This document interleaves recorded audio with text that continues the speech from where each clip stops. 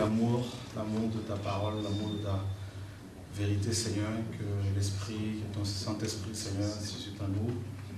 Merci, Papa, pour cette soirée. Enseigne-nous, Seigneur, ta parole, enseigne-nous tes voix, tes oracles.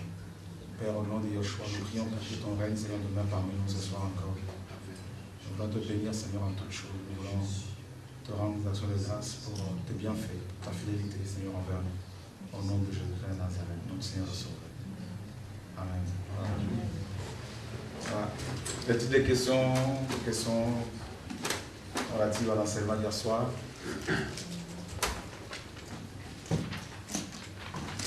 Ça va, tout est OK?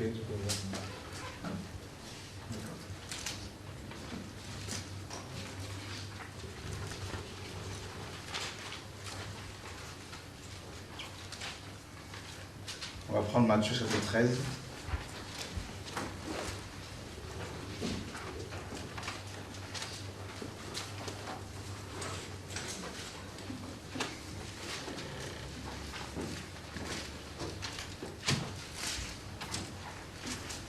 On va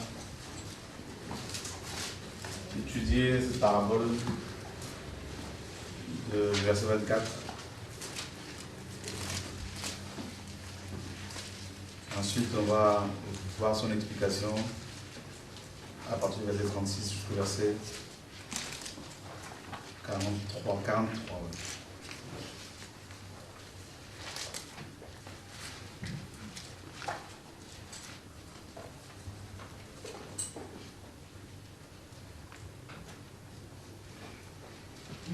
Voilà.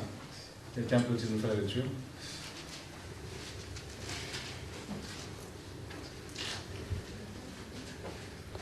Il leur proposa une autre parabole et il dit: Le royaume des cieux est semblable à un homme qui a semé une bonne semence dans son champ. Mais pendant que les gens dormaient, son ennemi vint, sema de l'ivraie parmi le blé et s'en alla. Lorsque l'herbe eut poussé et donné du fruit, l'ivraie parut aussi.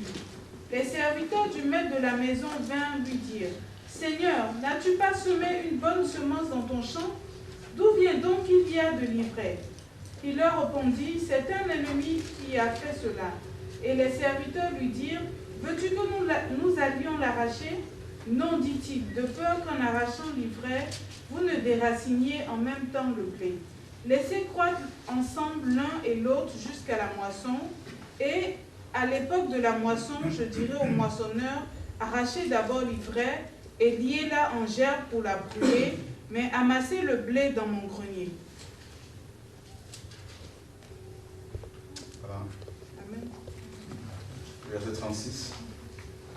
Alors il renvoya la foule et entra dans la maison. Ses disciples s'approchèrent de lui et dirent: Explique-nous la parabole de l'ivraie du champ. Il répondit: Celui qui sème la bonne semence, c'est le Fils de l'homme. Le champ, c'est le monde. La bonne semence, ce sont les fils du royaume. L'ivraie, ce sont les fils du malin. L'ennemi qui l'a semé, c'est le diable. La moisson, c'est la fin du monde. Les moissonneurs, ce sont les anges. Or, comme on arrache l'ivraie et qu'on la jette au feu, il en sera de même à la fin du monde. Le Fils de l'homme... C'est bon? Ah, c'est bon. Voilà, merci. Qui sont ceux qui sont sur le chemin? Lisa. Il y a Zadou qui a prévenu apparemment. Ok. Il sera un petit peu en retard. D'accord. Et puis il y a Lisa et il y a Manon aussi. Laisse, je pense qu'on y vient à moto. D'accord. Je vais être en chemin. Mais je ne l'ai pas eu, mais... Ok. Donc le thème que nous allons développer ce soir, c'est le christianisme paganisé. Et on va voir l'origine de la plupart des choses de la plupart des pratiques, des doctrines que l'on retrouve dans plus de 98% des églises. Hein? Voilà, c'est 99,99. Voilà, donc on va vraiment là à la racine. On va creuser dans la parole et en même temps creuser dans l'histoire, n'est-ce pas, l'histoire du christianisme qui est aussi notre histoire, notre passé. Et c'est bien beau de parler de la réforme des églises, du visible, mais il faut connaître aussi la source ou les sources de la plupart des choses qui sont à l'origine de la paganisation de ce système qu'on appelle christianisme, tout ça, et chrétienté. Voilà, donc tout a été dit. Le Seigneur nous a donné toutes les informations nécessaires à notre formation, et il nous a donné tous les outils, n'est-ce pas, qu'il faut pour mener une vie chrétienne victorieuse. Et donc, on ne pourra pas du tout reprocher au Seigneur de ne pas avoir donné les enseignements qu'il fallait pour éviter justement cette déviance, toutes ces déviations, ces hérésies qui pullulent ici et là. Donc, l'une des paraboles que le Seigneur a donnée concernant la paganisation des églises, c'est cette parabole de l'ivraie et du blé. Et alors, c'est vraiment incroyable, parce que cet après-midi, pendant que je priais, et je demandais au Seigneur ce qu'il voulait que je partage avec vous. Et je voulais continuer l'enseignement d'hier soir sur, n'est-ce pas, l'approche de la parole de la Bible. Mais le Saint-Esprit m'a parlé à l'oreille me disant qu'il faut parler justement il faut développer cette parabole du blé et de l'ivraie. Alors, le Seigneur dit que il y avait un homme qui avait semé dans son champ une bonne semence, n'est-ce pas? Et pendant que les gens dormaient, donc bien sûr, les surveillants, les enseignants, les dirigeants, les chrétiens, donc pendant que les gens dormaient, c'est-à-dire la bonne semence. On a vu la parabole de 10 vierges. Donc les 10 se sont assoupis et endormis. D'accord? Donc seul Dieu ne dort ni ne sommeille.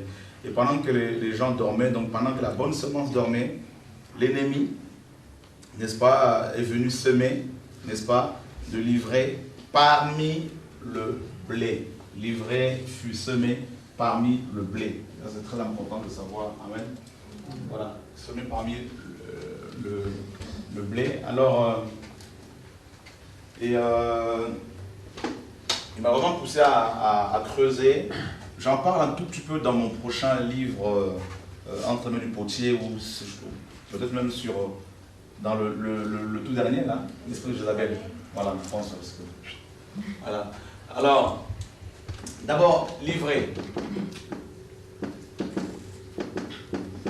Alors, il vient d'un terme latin.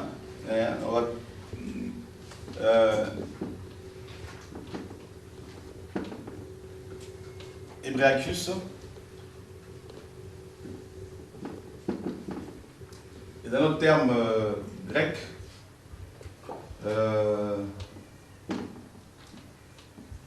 zizanion. Donc,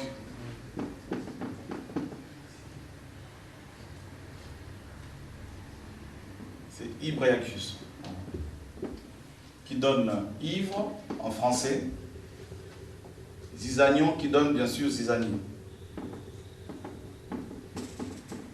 Donc à la base, la zizanie est un riz sauvage, bien sûr. Et donc la zizanie, c'est bien sûr la division, n'est-ce pas? Et zizanie, division,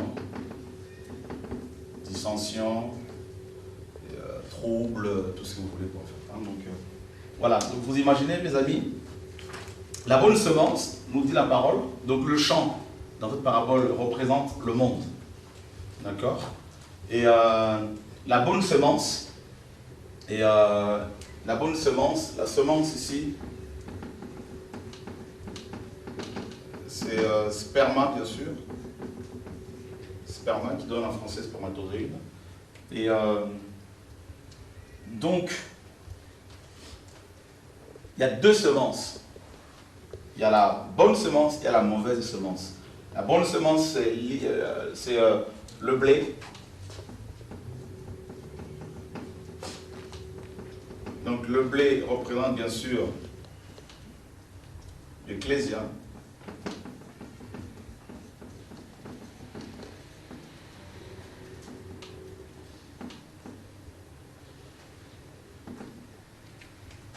Et vous voyez,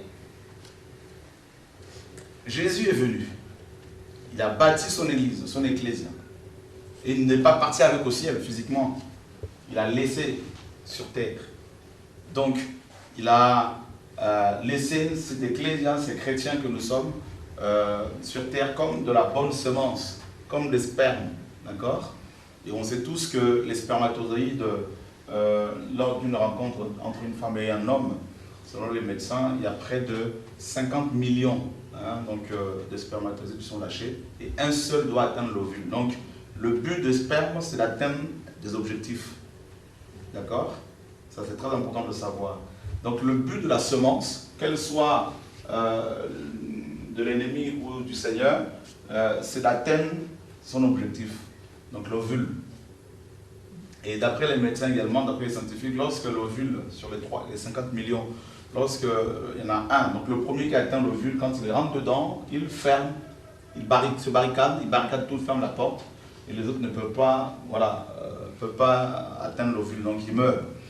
Alors maintenant, l'objectif de la mauvaise semence, n'est-ce pas, c'est d'atteindre l'ecclésia, bien sûr. D'accord? C'est de corrompre l'ecclésia. D'accord? Rappelez-vous bien que l'ivraie, là, et Ibreacus, c'est d'enivrer, son objectif c'est d'enivrer, n'est-ce pas, le blé. D'accord? C'est d'enivrer le blé.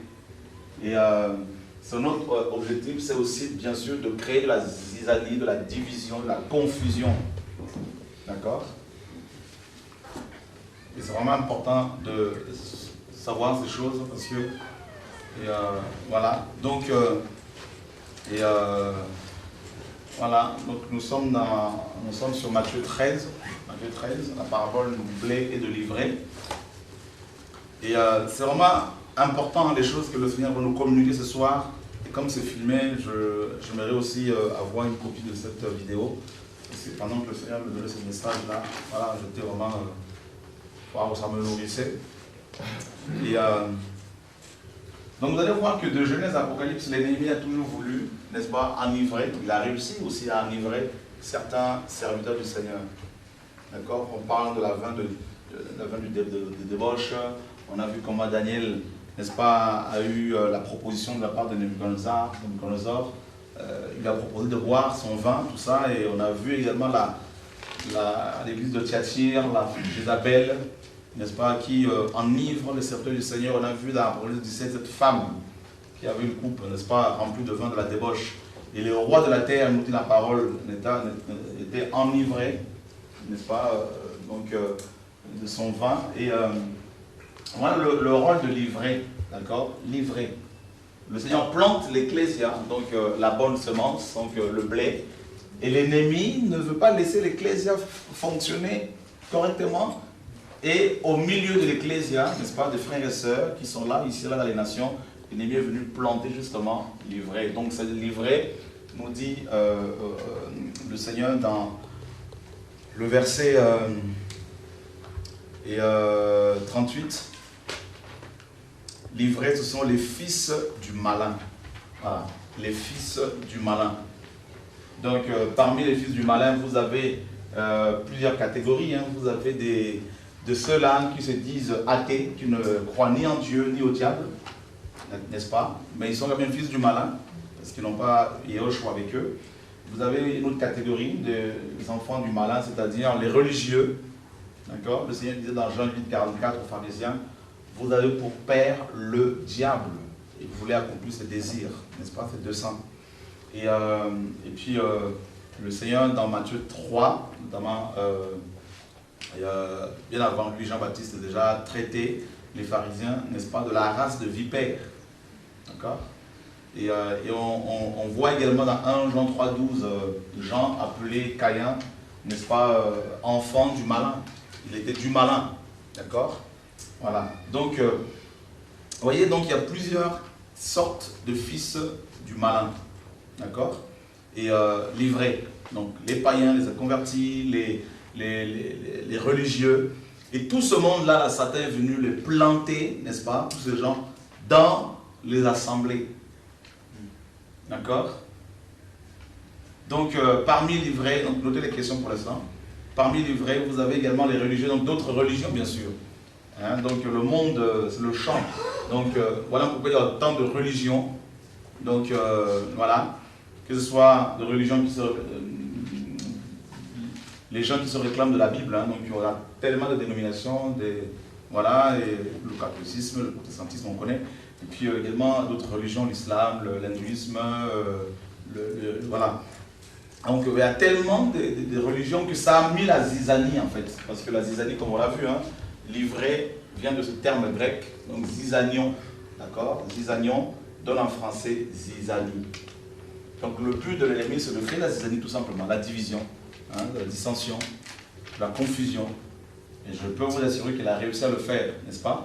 Donc, ces fils du malin, livrés, Ibraicus, donc ivre, n'est-ce pas? Ces fils du malin qui viennent pour nous enivrer, qui viennent pour mettre de la zizanie. Mais comment font-ils pour pouvoir créer de la zizanie? Comment s'y prennent-ils? Comment s'organisent-ils? N'est-ce pas? Et ils se servent justement quand ils sont quand ils viennent à la chrétienté, là, ils se servent de la parole que nous avons, bien sûr. Ils se servent de la Bible pour pouvoir nous avoir. Ils ne vont pas se servir, s'ils savent que vous êtes chrétien, se servir du Coran, parce qu'ils savent que vous allez éviter le débat, si vraiment vous êtes bien enseigné. Donc, ils vont se servir de la parole que nous avons pour pouvoir justement nous atteindre. D'accord? Donc, maintenant, on va voir quelles sont les doctrines, les enseignements que l'ennemi a introduits dans justement les églises chrétiennes et depuis quand ça a commencé. Et dès la naissance de l'église, dès l'instant où l'église a été créée, n'est-ce pas, fondée, l'ennemi a aussitôt introduit l'ivraie. Et on va le voir. Vous avez vu dans cette parabole, on nous dit que lorsque l'herbe eut poussé et donné du fruit, l'ivraie parut aussi. C'est fort. D'accord? Les deux plantes, comme vous le savez, se ressemblent tellement que c'est à la maturité des fruits que l'on peut véritablement les distinguer. D'accord? Mais sinon, vous pouvez, n'est-ce pas, quand il n'y a pas de fruits, confondre l'ivraie du blé. N'est-ce pas? Donc c'est à leurs fruits, Jésus disait dans Matthieu 7, que vous le reconnaîtrez. N'est-ce pas? Matthieu 20 là-bas. C'est donc à leurs fruits. Mais s'il n'y a pas encore les fruits, c'est difficile de reconnaître un vrai chrétien du faux. N'est-ce pas? De faire la distinction. Et parce que tout le monde parle bien, tout le monde peut bien prier, tout le monde peut bien posséder la connaissance, tout ça. Et... Donc, quand on dit que l'herbe, lorsque l'herbe eut poussé, l'ivraie parut aussi, ça veut dire quoi? L'herbe eut poussé. Donc, c'est-à-dire, dès l'instant où l'église est née, l'ivraie aussi a été plantée. Dès l'instant où le Seigneur a planté le blé, dans Acte 2, aussitôt, hein, en plein réveil spirituel, l'ennemi a suscité aussi un autre réveil. D'accord? Voilà. Il ne dort pas. Il est à l'œuvre, au sein même du réveil. Et la parole nous dit, les serviteurs du maître de la maison vinrent dire, Seigneur, n'as-tu pas semé une bonne semence dans ton champ? D'où vient donc qu'il y a de l'ivraie? Il leur répondit, c'est un ennemi qui a fait cela. Et les serviteurs lui dirent, veux-tu que nous allions l'arracher? Non, dit-il, de peur qu'en arrachant l'ivraie, vous ne déraciniez en même temps le blé. Oui, parce que les racines peuvent aussi s'entremêler. Hein. Les émotions, les sentiments, tout ça, donc c'est pas toujours évident. Vous voyez? Donc, et puis on peut difficilement distinguer le blé de l'ivraie. Donc, seul le Seigneur peut le faire, sera en mesure de le faire. Et donc, laissez croître ensemble l'un de l'autre jusqu'à la moisson. Et à l'époque de la moisson, je dirais au moissonneur, arrachez d'abord l'ivraie, liez-la en gerbe pour la brûler, puis amasser le blé dans mon grenier. Vous voyez, et ça veut dire que jusqu'au retour visible de Yahushua, livrée sera toujours là. C'est incroyable. Donc ça veut dire que ce n'est pas nous qui allons, n'est-ce pas, mettre fin à cette zizanie, à cette ivresse. Donc c'est pour cela qu'il faut beaucoup d'humilité. Voilà.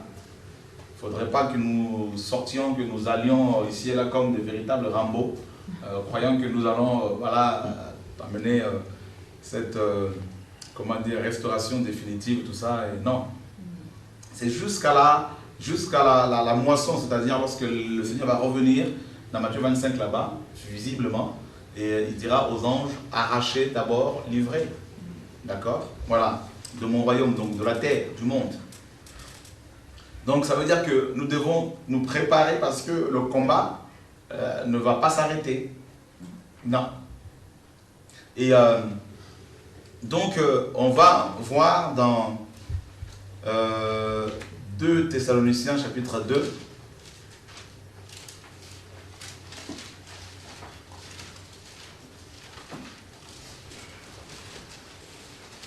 Le verset 7. Car le mystère de l'iniquité opère déjà. Il faut seulement que celui qui le retient encore ait disparu. L'apôtre Paul écrit cette lettre dans les années 51. Et donc, juste après l'épître aux Galates. D'accord? Et il nous dit, donc, c'est-à-dire qu'on est vraiment dans les débuts de l'église ici. Hein, donc, disons moins de 15 ans avant, 15 ans à peu près après. Et on apprend que le mystère de l'iniquité opérait déjà dans les églises du premier siècle. Bien que les apôtres étaient présents, bien que Paul était là, défendant la sainte doctrine, n'est-ce pas, avoir le corps, mais le mystère de l'iniquité opérait déjà à son époque. Et dans Galates, chapitre 2, nous lisons verset 3. Mais Tite, qui était avec moi et qui était grec, ne fut même pas contraint de se faire circoncire. Et cela à cause des faux frères qui s'étaient secrètement introduits et glissés parmi nous pour épier la liberté que nous avons en Jésus-Christ avec l'intention de nous asservir. Voyez? Donc, et bien sûr, cette zizanie, cette ivresse consiste aussi dans l'asservissement. D'accord? Et l'asservissement, donc asservir les chrétiens. Voilà, asservir les chrétiens. C'est le plan de l'ennemi aussi, hein, donc nous asservir, transformer les chrétiens, le blé, hein, véritable esclave. Et vous voyez donc l'apôtre Paul reconnaît ici qu'il y avait des faux frères qui s'étaient secrètement, n'est-ce pas, donc sournoisement, d'accord, furtivement, introduits parmi les chrétiens. Vous vous rendez compte, frère? Pourtant, il y avait des apôtres, tous les apôtres étaient pratiquement là, hein, à part Jacques qui a été décapité, parce que dans 2 ici, là, dans Galates 2 correspond à Acte 15, d'accord, donc le grand concile de Acte 15, et, où les apôtres étaient réunis, tout ça. Donc Paul était effectivement, ce jour-là, il était là pour débattre sur les mauvaises doctrines que les judaïsants, les faux docteurs, n'est-ce pas, allaient enseigner dans les églises païennes. Donc Paul est venu avec Barnabas, avec Tite, pour justement exposer l'enseignement qu'il avait reçu, la doctrine qu'il avait reçue. Et Paul s'aperçoit effectivement que dans les églises, aussi bien dans la Judée que dans les églises d'origine païenne qu'il avait implantées, des faux frères étaient introduits, n'est-ce pas, secrètement. Vous vous rendez compte? Donc c'est incroyable. Livré. C'est pour cela qu'il dit que le mystère de l'iniquité opère déjà. Et si du vivant de Paul, de Pierre, de Jacques et de Jean, l'ivraie était déjà là, présente, introduite bien comme il faut, et à notre époque. D'accord? On va voir justement à la mort de cet apôtre, là, ce qui va se passer, hein, c'est grave. Et donc, on voit également dans Jude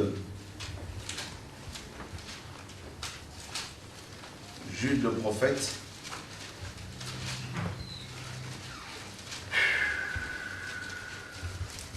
Jude 4, car il s'est glissé parmi vous certains hommes dont la condamnation est écrite depuis longtemps, des impies, qui changent la grâce de notre Dieu en dérèglement et qui renient notre seul Maître et Seigneur, Yehoshua, le Messie. Voyez, il s'est glissé parmi vous, certains hommes dont la condamnation est écrite depuis longtemps. D'accord? Donc, certains hommes dont la condamnation est écrite depuis longtemps s'étaient glissés parmi les chrétiens. Vous voyez, Paul l'a dit, le prophète Jude aussi le confirme. C'est incroyable. Dans les années 68, ici, à peu près 68, juste avant la destruction du temple, Jude constate que, vous voyez, donc vous voyez, depuis les années 50, là, on voit que l'ivraie était déjà là dès la naissance de l'Église. Et nous sommes ici juste avant la destruction du temple, et on s'aperçoit que l'ivraie était toujours là, opérant, n'est-ce pas, dans les églises. Voilà. Donc des hommes dont la condamnation est écrite depuis longtemps, des impies. Et leur but, c'est quoi? C'est de changer la grâce de Dieu en dérèglement. D'accord? C'est de renier notre Maître, de renier le salut par grâce. Et mettant beaucoup plus l'accent sur les œuvres, sur l'observance des pratiques mosaïques. D'accord? Donc, et vous remarquerez que ici, là, la plupart de ces faux frères étaient d'origine, n'est-ce pas, juive. C'était des judaïsants, des hommes qui avaient, n'est-ce pas, accepté Jésus, mais tout en pratiquant Moïse, voyez, et qui imposaient notamment la doctrine de Moïse aux églises d'origine païenne, donc aux chrétiens, disant que ceux qui n'observaient pas Moïse ne pouvaient pas être sauvés. Et ça a causé beaucoup de dégâts. Nous sommes dans Tite. Donc nous voulons d'abord avoir une preuve biblique de la présence de l'ivraie dans les églises avant de rentrer dans l'histoire. Et parce qu'une l'histoire qui n'est pas approuvée par la parole, qui n'est pas basée sur la parole, doit être rejetée. D'accord? Les faits historiques doivent être validés par la parole de Dieu. Les faits historiques concernant l'Église, bien sûr. Voilà. Donc, nous sommes dans Tite. Tite, verset 10, 1-10.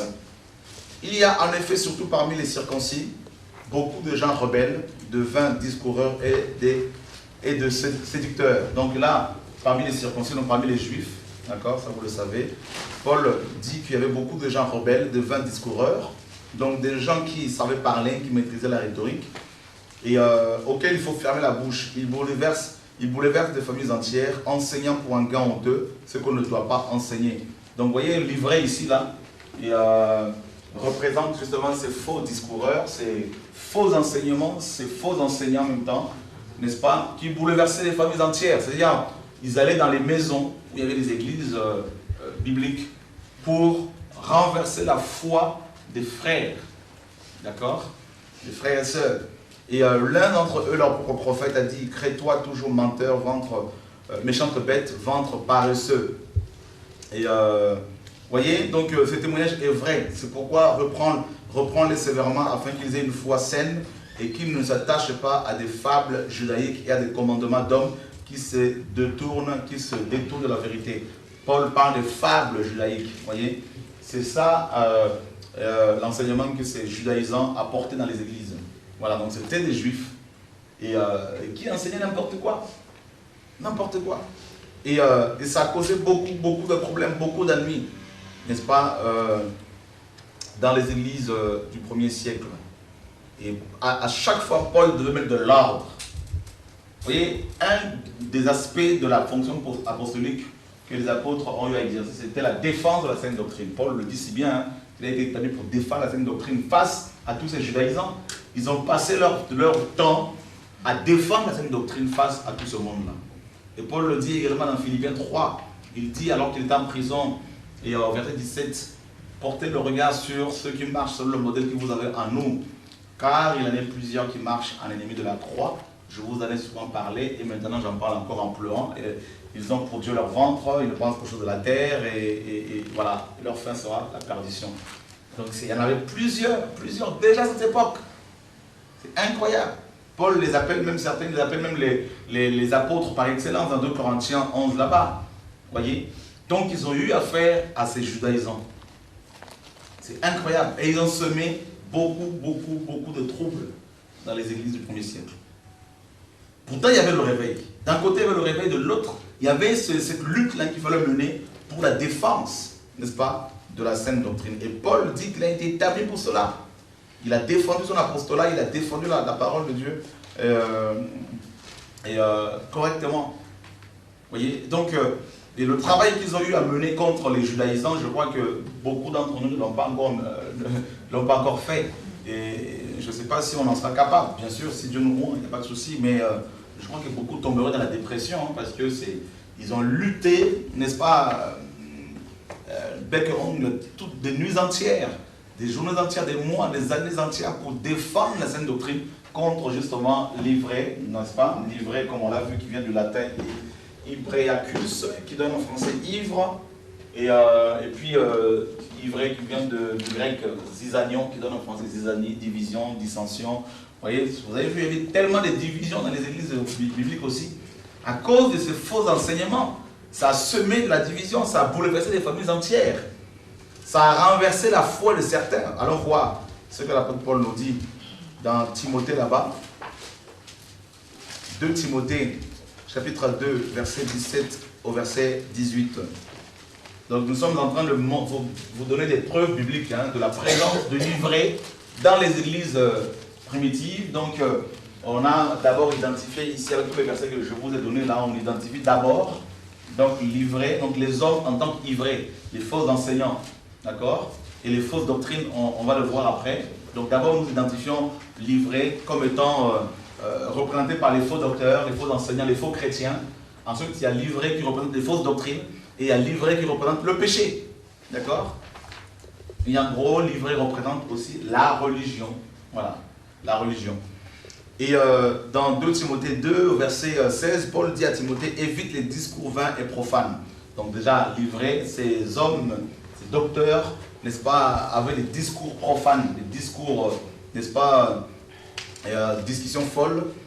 Et Paul dit, car ceux qui le tiennent avanceront toujours plus dans l'impiété et leur parole rongera comme de la gangrène, comme la gangrène. Vous vous rendez compte ici, c'est fort, hein?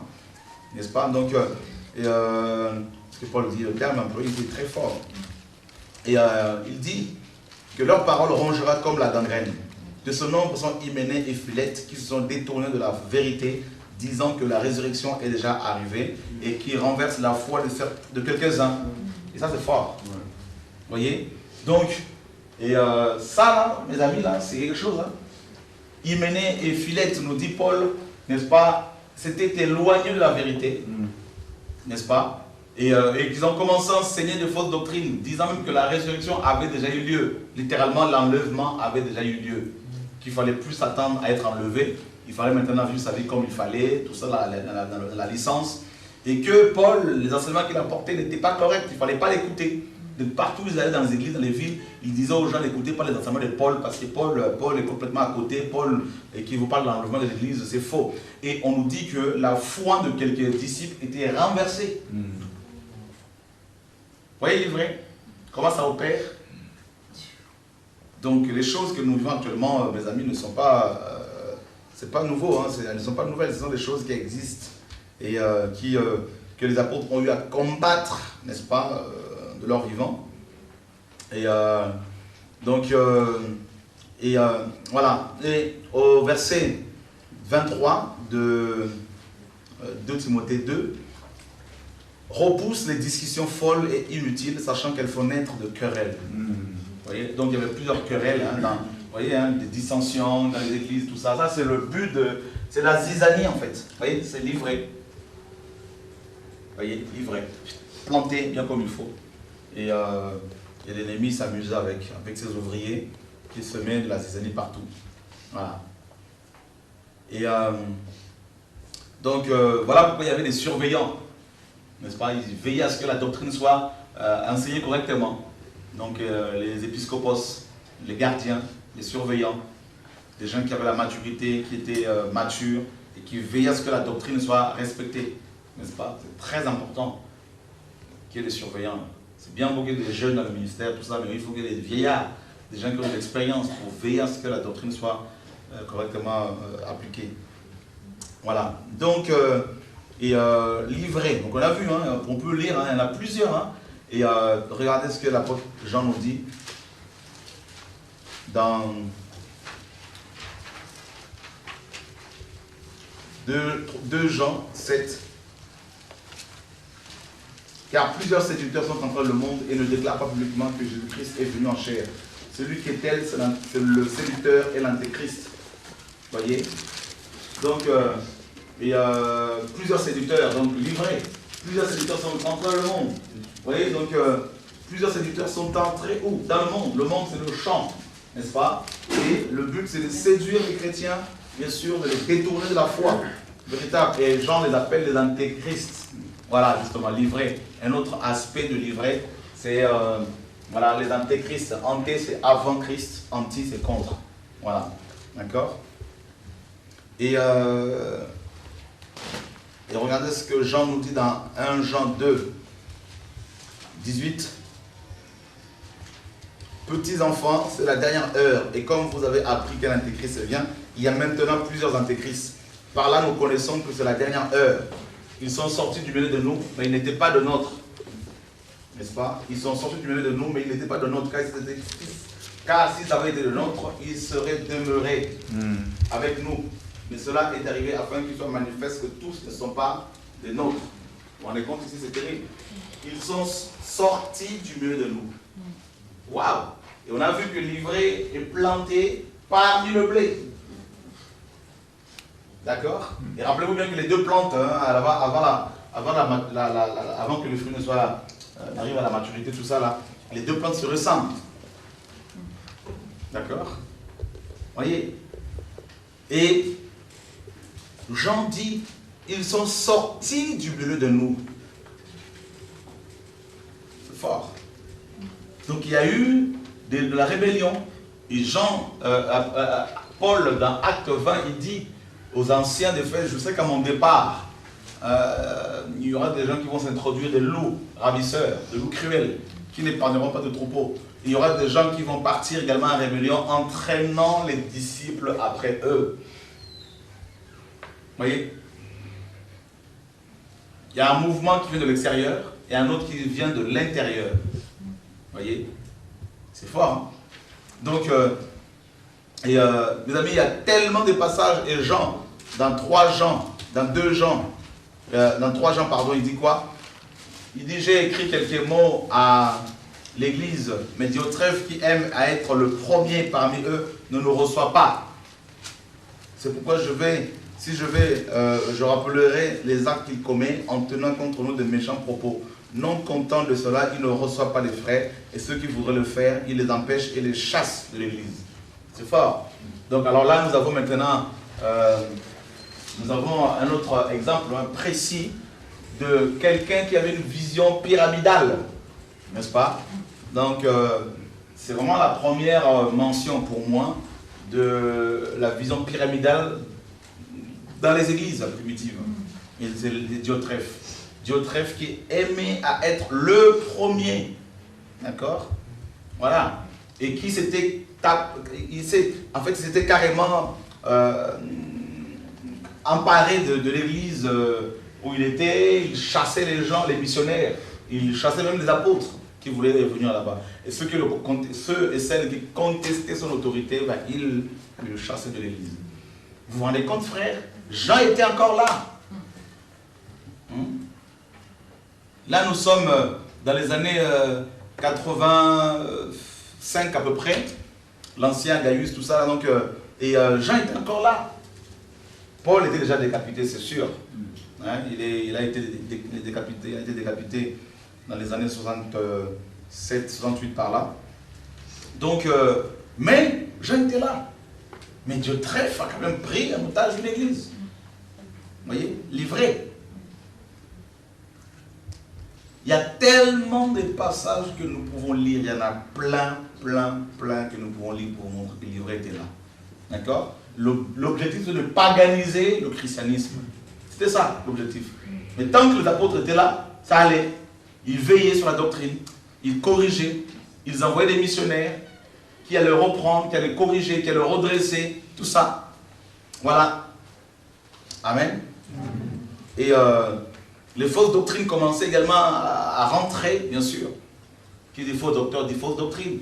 Et Paul a annoncé que les fausses doctrines allaient être introduites, tout ça. Paul le dit, que l'Esprit dit expressement que dans les derniers jours, quelques-uns abandonneront la foi pour s'attacher à des esprits séducteurs et des doctrines des démons. Donc, Paul parle de doctrines des démons qui représentent également l'ivrée. Ces doctrines amènent la zizanie, la confusion. C'est bon, je peux effacer ici? Ok. Maintenant, nous avons les preuves bibliques de la présence de l'ivrée. Donc, ensuite l'ivrée en tant que péché. Bien sûr, on voit dans 1 Corinthiens 5, un homme qui allait avec la femme de son père. Hein, et puis tout le monde était d'accord. Paul dit un peu de levain, fait lever toute la pâte. Vous voyez, donc le péché était présent dans les églises. Et les apôtres devaient sanctionner, c'est-à-dire il fallait, n'est-ce pas, d'abord avertir ces gens s'ils refusaient les avertissements, n'est-ce pas, alors ils étaient chassés des églises. Parce qu'il fallait justement éviter qu'il y ait de la gangrène, de la contagion, tout ça, dans les églises. Contrairement à aujourd'hui, si tu chasses quelqu'un de l'église, on va dire non, à cause du péché, on va dire il n'y a pas l'amour. Voilà, il n'y a pas la sagesse. Parce que nous sommes tellement contaminés, nous sommes nés dans le faux. D'accord? Amen. Ok. Alors, dans cette parabole là, justement. D'accord, donc les gens vont vous donner les notes parce que sinon on va avoir trop chaud. Hein, sinon, bon, on va tourner le tableau à chaque fois. Et Matthieu, donc on est sur Matthieu 13, hein, toujours là. Matthieu 13. Hein. Alors, écoutez bien, maintenant, on a vu que dès le premier siècle, hein, dès le premier siècle, il y avait des problèmes. Et les apôtres étaient là pour défendre. Et ils défendaient la parole, ils défendaient les églises en se servant des écritures qui étaient là, déjà. C'est-à-dire le Ténac, comme on l'a vu hier. Hein. Donc la Torah, les prophètes, et puis d'autres écrits, psaumes, tout ça notamment.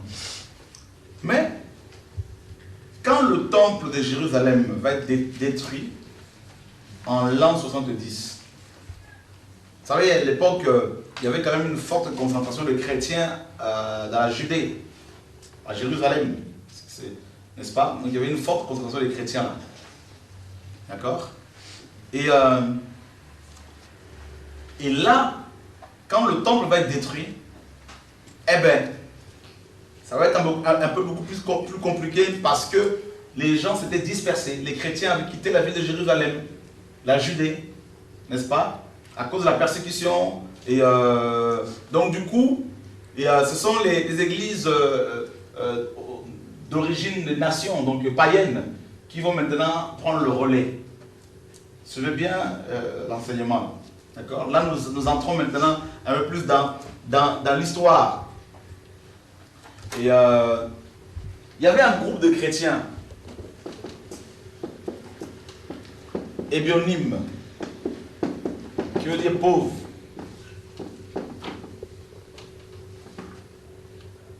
Et des chrétiens de la Judée, des chrétiens d'origine juive, qui ont... Donc ces chrétiens ont résisté quand même après la destruction du temple, hein, pendant près de 5 siècles.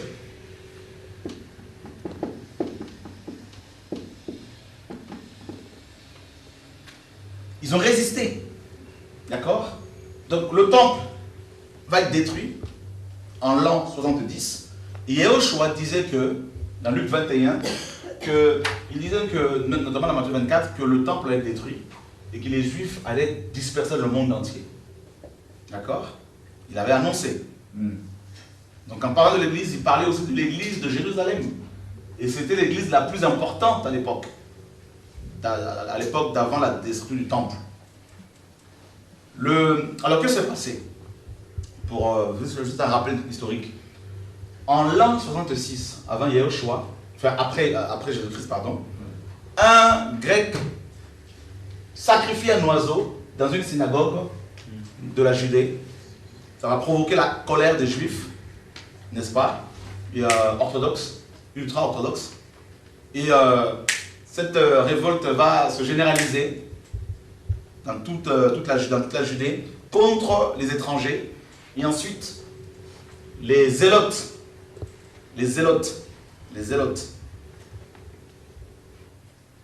dont le fondateur est Judas de la Galilée, hein, de Gadara, voilà. Et les zélotes vont profiter de cette révolte pour réclamer maintenant l'indépendance vis-à-vis de la Rome impériale. Et les sacrificateurs, les scribes, les pharisiens, les souverains sacrificateurs de l'époque, il y en avait plusieurs, vont adhérer au mouvement et ils vont commencer à combattre les Romains. Et puis Vespasien, l'empereur romain, envoie son fils Titus, qui est à l'époque général, pour mater cette rébellion. La rébellion avait duré 4 ans quand même. Et puis en l'an 70, voilà, le temple va être détruit, Jérusalem va être complètement paralysé, n'est-ce pas, pratiquement rasé. Et les Juifs et les chrétiens d'origine juive, n'est-ce pas, quittèrent la ville pour se disperser dans le monde entier. Et maintenant, ça va être plutôt Antioche, donc les églises d'Antioche, donc là nous sommes dans Acte 11, hein.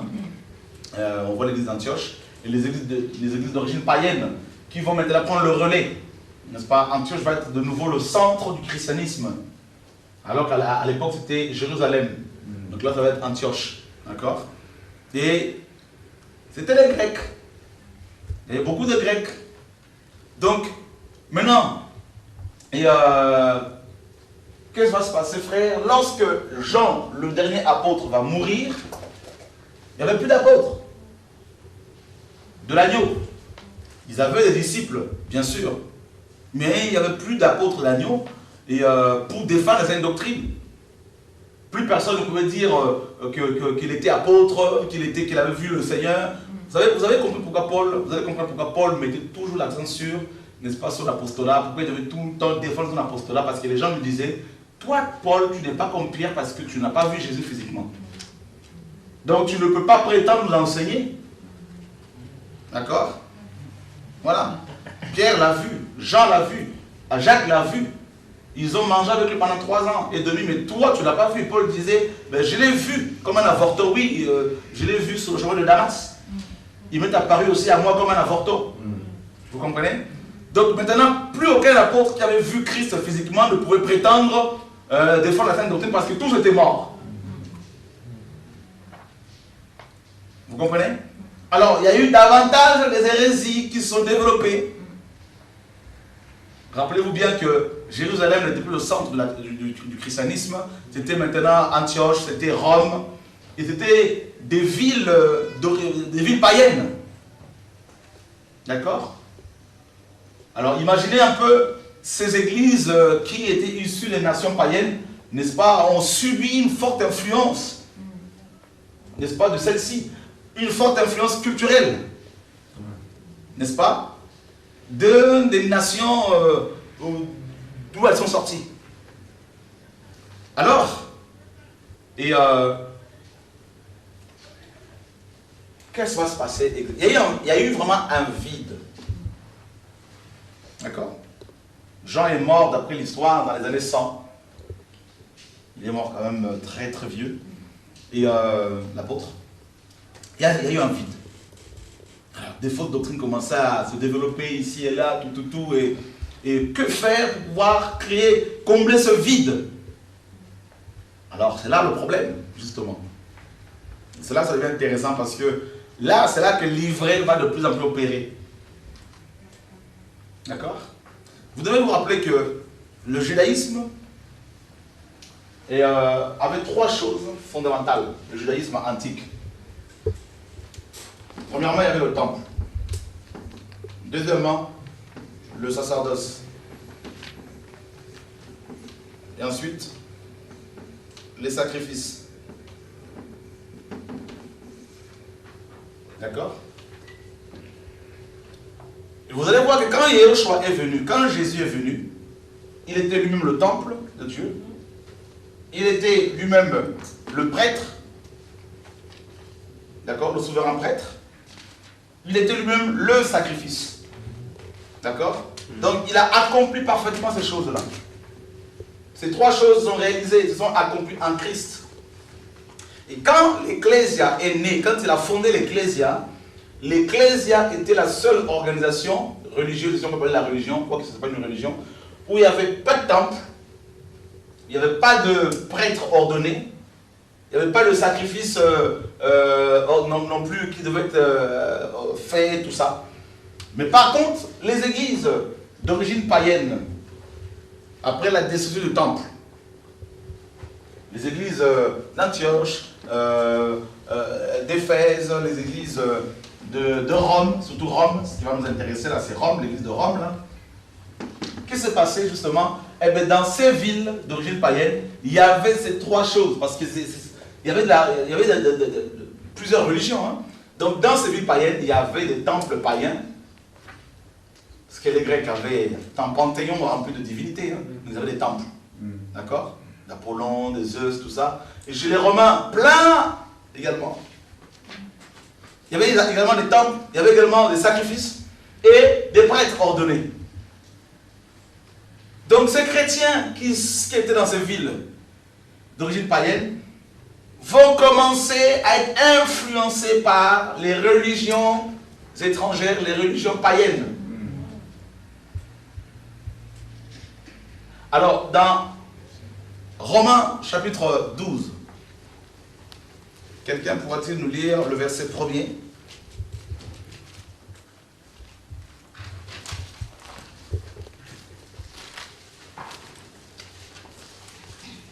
Paul, serviteur de Jésus-Christ, appelé à être apôtre, mis à part pour annoncer l'évangile de Dieu, qu'il avait promis auparavant par ses prophètes. Romains 12, 1.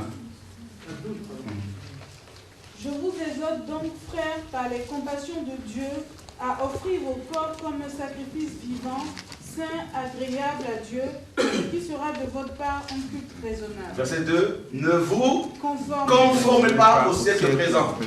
Paul parle aux chrétiens d'origine grecque, romaine. D'accord? Ne vous conformez pas au siècle présent. Mais quand Paul était mort, quand Jean était mort, le temple était détruit. Qu'est-ce qui s'est passé? Ces chrétiens qui étaient à Rome ont commencé à se conformer au temple. On va le voir. Ils ont commencé à se conformer, n'est-ce pas, à la Rome impériale. La manière dont l'Empire romain était hiérarchisé, organisé. Ils ont commencé à se conformer au sacerdoce dans ce temple, également au sacrifice.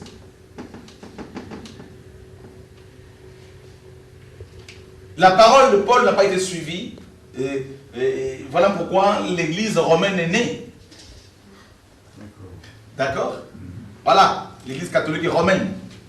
Alors que Paul avait dit, ne vous conformez pas au siècle présent, frère, attention. Mais soyez transformés. D'accord? Le temple de Jérusalem a été détruit, mais les temples de Zeus, de Diane, tout ça n'était pas détruit. Vous comprenez? Alléluia. C'est terrible. Vous avez vu Paul à Athènes là-bas, comment il disait aux Grecs, waouh, il y a plusieurs temples de vos divinités ici, il y en a plusieurs. Il y a même un temple qui porte une inscription à un dieu inconnu. Vous voyez, tellement vous avez des divinités, donc ils en ont trouvé une qui n'avait pas de nom. Voilà. Et bizarrement, c'était le nom de Yoshua. Voilà. Paul dit, ben, c'est de ce Dieu-là dont je vous parle justement. Waouh, Seigneur, que Dieu nous aide. J'espère que ça nous intéresse quand même ce soir. Amen. Merci Seigneur. Alors, vous voyez, Paul a dit à ces chrétiens, ne vous conformez pas. Mais quand ils sont morts, ils ont commencé à se conformer, à se conformer, à se conformer, à se conformer petit à petit, petit à petit. En fait, le christianisme tel qu'on nous l'a présenté au IVe siècle, avec le concile de Nicée, le christianisme n'a fait que absorber, d'accord, les pratiques, les rituels, les rites, n'est-ce pas, les coutumes, les traditions des nations païennes. Le christianisme tel qu'on le connaît a absorbé, avalé toutes ces pratiques-là.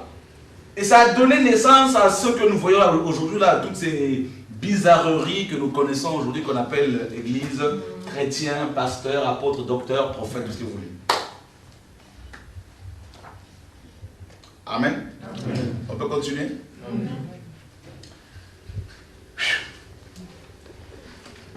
Ok, allons voir maintenant comment livrer à opérer, comment livrer au Père, comment l'ennemi a opéré. D'abord, allons démonter l'élément le plus important de l'église, du christianisme, un des éléments les plus importants du christianisme actuel, le pasteur.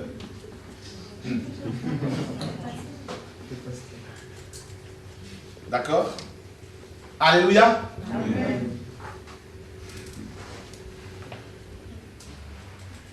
Le pasteur est devenu le socle de l'église, aussi bien catholique, protestante, évangélique, que les églises indépendantes. D'accord? Vous pouvez le reconnaître facilement. Ils ont une manière de parler, ils ont une gestuelle qui est propre à eux, n'est-ce pas? Ils ont une tenue bien spéciale, bien particulière, et donc facilement vous pouvez le reconnaître. Le pasteur. Nulle part dans le Nouveau Testament on voit le fonctionnement pastoral actuel. Il n'y a pas. Ça n'existait pas. Ça, on le sait, hein, donc voilà. Et il y a une seule mention de la fonction pastorale dans tout le Nouveau Testament, ça vous le savez également, c'est la Éphésiens 4:11.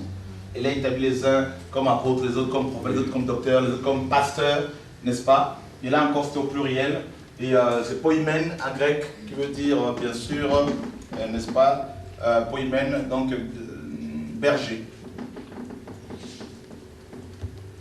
Celui qui nourrit les gens, d'accord, qui nourrit les brebis, non l'inverse. Il faut les nourrir aujourd'hui, c'est compliqué. Quoi? Ils sont devenus gras, malheureusement. Vous voyez? Alors, qu'est-ce qui s'est passé? D'où vient ce problème-là là?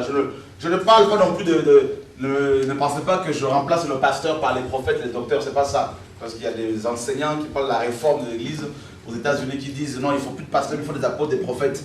En fait, c'est pratiquement la même chose parce qu'ils deviennent aussi les personnes incontournables. Le pasteur est devenu le médiateur entre Dieu et les hommes. D'accord? Il jongle avec plusieurs tâches.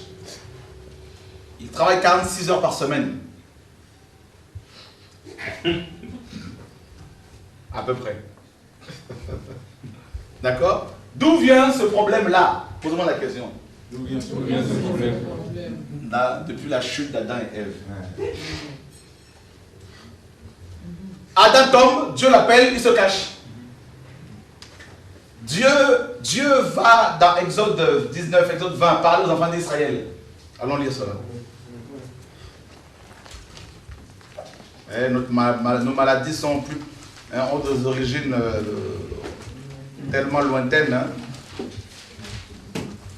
Oh Seigneur, nous voulons parler de... Nous voulons comprendre les choses, frère. Il faut vraiment des informations. Hein. Exode chapitre 20. Quelqu'un peut-il nous lire les versets 18 et 19? Tout le peuple entendait les coups de tonnerre et le son de la trompette. Il voyait les flammes de la montagne fumante. À ce spectacle, le peuple tremblait et se tenait dans l'éloignement. Ils dirent à Moïse, « Parle-nous toi-même, et nous écouterons. Mais que Dieu ne nous parle point, de peur que nous mourions. » Voilà.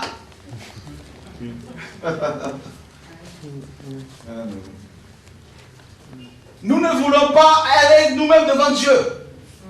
Mais il faudrait qu'il y ait un pasteur qui joue le rôle de médiateur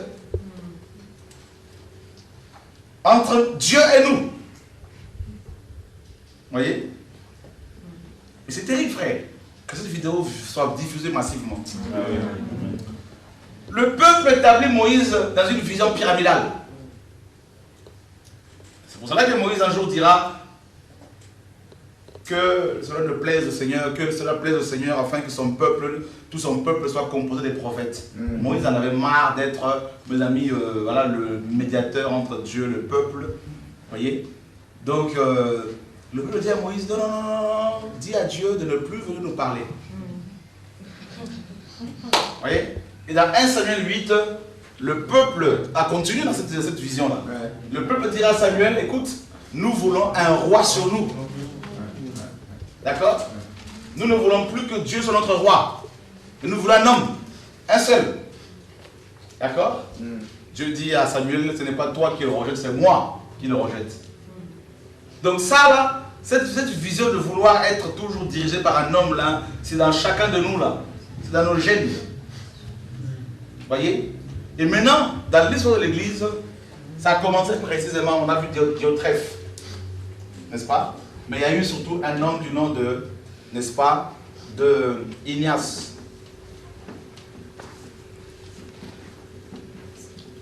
Ignace d'Antioche, qui était évêque d'Antioche. Il a vécu de 135 à 107 après Jésus-Christ. Ignace d'Antioche a écrit plusieurs livres que j'ai aussi avec moi. Et dans l'une de ses lettres, Ignace disait que l'évêque tient la place de Dieu sur terre. D'accord? Que tout le monde devait suivre l'évêque comme s'il suivait Jésus-Christ. Et les diacres comme les apôtres. Là où il y a l'évêque, c'est là où il y a l'église. Alors que Jésus avait dit dans Matthieu 18, 20 là-bas, là où 2 ou 3 s'assemblent, maintenant je suis là. Amen. Ignace, lui, il est venu, il a dit, là où il y a l'évêque, c'est là où il y a l'église. Vous vous rendez compte? Il a préparé le chemin de la vision pyramidale de l'église. Après Ignace d'Antioche, il va y avoir Cyprien de Carthage, évêque de Carthage en Tunisie. Il a vécu entre 200 et 258 après Jésus-Christ. Cyprien est venu. Cyprien est le premier à utiliser le terme, n'est-ce pas, le terme laïque pour parler justement du peuple. Pour faire la différence entre le peuple et le clergé. Et Cyprien est le premier dans l'histoire de l'Église à introduire la pratique de la dîme. Il est également le premier à inventer la messe. Il disait qu'à chaque fois qu'il y a messe, Christ est sacrifié. Voilà. Donc la messe catholique, son père, c'est Cyprien de Carthage. Ce ne sont même pas des gens qui ont connu le Seigneur. Et vous savez, tout ce monde-là, Cyprien de Carthage, Ignace d'Antioche, c'était des Grecs, pour la plupart des Grecs, des Latins, ce qu'on appelle les pères de l'Église, des gens qui étaient des philosophes, des sophistes, c'était des débatteurs experts. Les sophistes, à l'époque, étaient des grands débatteurs grecs qui s'habillaient en soutane, en toge, et qui avaient des pupitres, et qui allaient partout pour expliquer les choses aux Grecs, pour répéter les vers d'Homère. Et c'était des grands orateurs. Et souvent, ils se faisaient acclamer. Donc nos acclamations là, viennent de là aussi. D'accord? Comme nous les chants. Amen. Amen. Alors, c'était des grands, c'était des philosophes. Il y en a qui étaient épicuriens, d'autres qui étaient des stoïciens, c'était des grands philosophes grecs. Et ils maîtrisaient la rhétorique. Et quand ils finissaient d'expliquer les choses aux Grecs, les vers d'Homère, tout ça, certaines réalités de la vie, ils se faisaient acclamer, ils se faisaient de l'argent comme ça.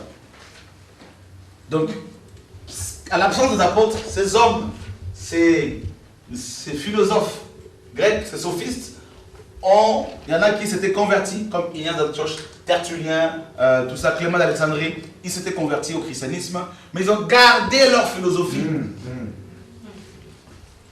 Ils ont écrit plusieurs livres, n'est-ce pas, où ils ont développé des doctrines complètement démoniaques. Ces livres ont été adoptés par, n'est-ce pas, le catholicisme romain, et voilà, donc la majeure partie, la majeure partie des doctrines que l'on trouve dans nos églises a été, cette majeure partie, engendrée en 3 périodes de temps. Hein, donc vous avez d'abord du 1er siècle au 16e siècle. Du 1er siècle au 16e.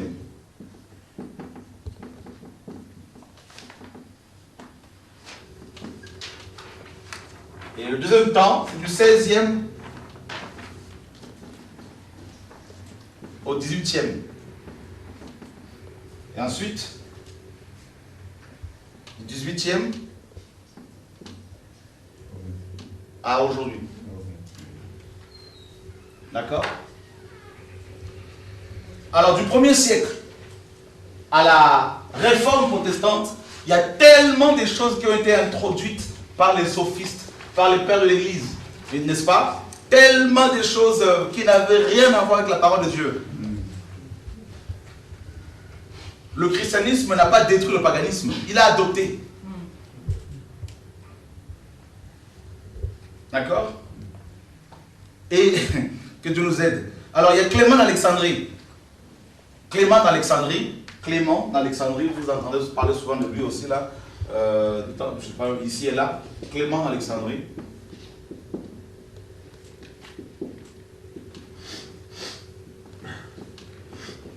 Donc 150 à 215 après Jésus-Christ. Et le premier, donc il est considéré comme aussi, il était évêque d'Alexandrie en Égypte. Ça va, à l'époque, à Alexandrie, il y avait une grande bibliothèque, hein, donc très réputée.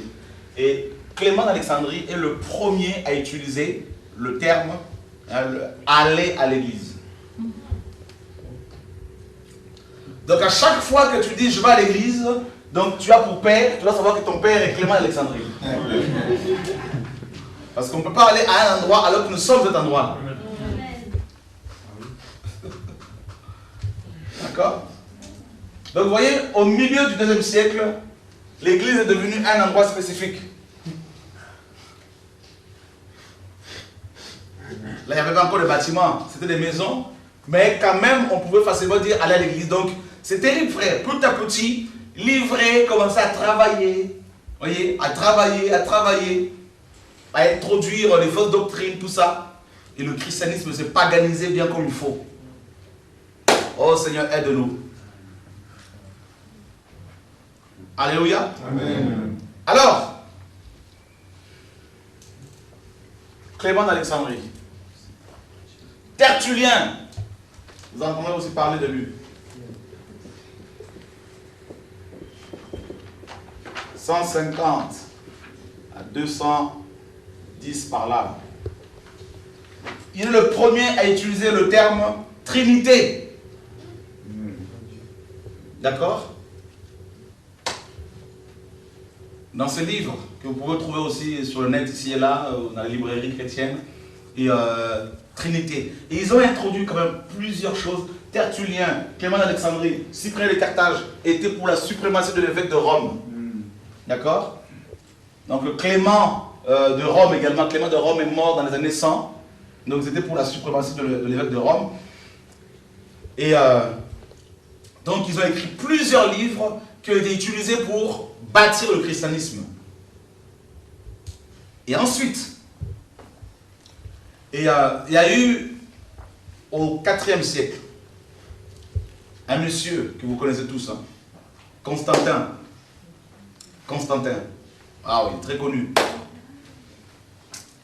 Constantin a voulu intervenir pour mettre de la paix, parce qu'il y avait un problème entre Athanase, prêtre d'Alexandrie, et Arius, un autre prêtre d'Alexandrie. Arius disait que Jésus est une créature. C'est le père de la doctrine des témoins de Jéhovah, notamment Arius, n'est-ce pas? Donc toutes les personnes qui nient la divinité de Christ sont issues de Arius. Hein. Donc, et Athanase disait non, c'est faux. Donc il y a eu vraiment un problème entre les deux à Alexandrie. Constantin les convoque tous les deux, n'est-ce pas, à Nicée. Et il en profite pour convoquer près de 315 évêques qui vont venir ce jour-là. Et le concile de Nicée va débuter. Le premier concile écuménique, parce qu'il y en a d'autres avant, mais le premier concile écuménique. Donc plusieurs évêques étaient présents. Et c'est là justement que Constantin va se présenter comme, n'est-ce pas, le premier pape officiel, la tête de l'église. D'accord? Alors qu'il était roi. Donc là, il s'est présenté comme le pape. Voilà. Et qui devait donner des ordres, tout ça, mettre la paix entre les évêques. Et il est le premier, Constantin, à utiliser les termes, les expressions ecclésiastiques et le sacerdotalisme. Non, le cléricalisme. Voilà. Le cléricalisme. Donc on a ici clergé, d'accord? Voilà. Et puis une autre expression, l'ecclésiastique. Donc on va, c'est l'ecclésia, donc c'est les ecclésiastiques, tout ça. C'est toujours le clergé. Vous voyez? Et puis nous avons, je crois que c'est Tertullien qui va utiliser pour la première fois le terme sacerdotalisme. Sacerdotalisme, voilà. Donc c'est la médiation humaine. D'accord? Donc le sacerdotalisme, voilà. Donc c'est la médiation humaine, le pasteur qui est entre l'homme et, n'est-ce pas, Dieu. Et à cette époque également, les chrétiens, les païens qui allaient dans les temples de divinités païennes, donc les Grecs, les Romains, appelaient le discours de leurs prêtres homélie. Les homélies. D'accord? Et les chrétiens, les pères de l'église vont utiliser le même terme. Homilétique. Homilétique, donc c'est la base du sermon. On va le voir tout à l'heure. Voyez? Donc c'est incroyable comment le christianisme a commencé à adopter les pratiques païennes, tout ça, à avaler, à absorber tout ça là, parce qu'il fallait qu'il y ait une église visible et puissante. D'accord? Homélie. L'art de parler. D'accord? Donc le discours. Donc voilà, l'argumentation. Et puis, au concile maintenant de Nicée, alors c'est là que l'église romaine va être enfantée officiellement.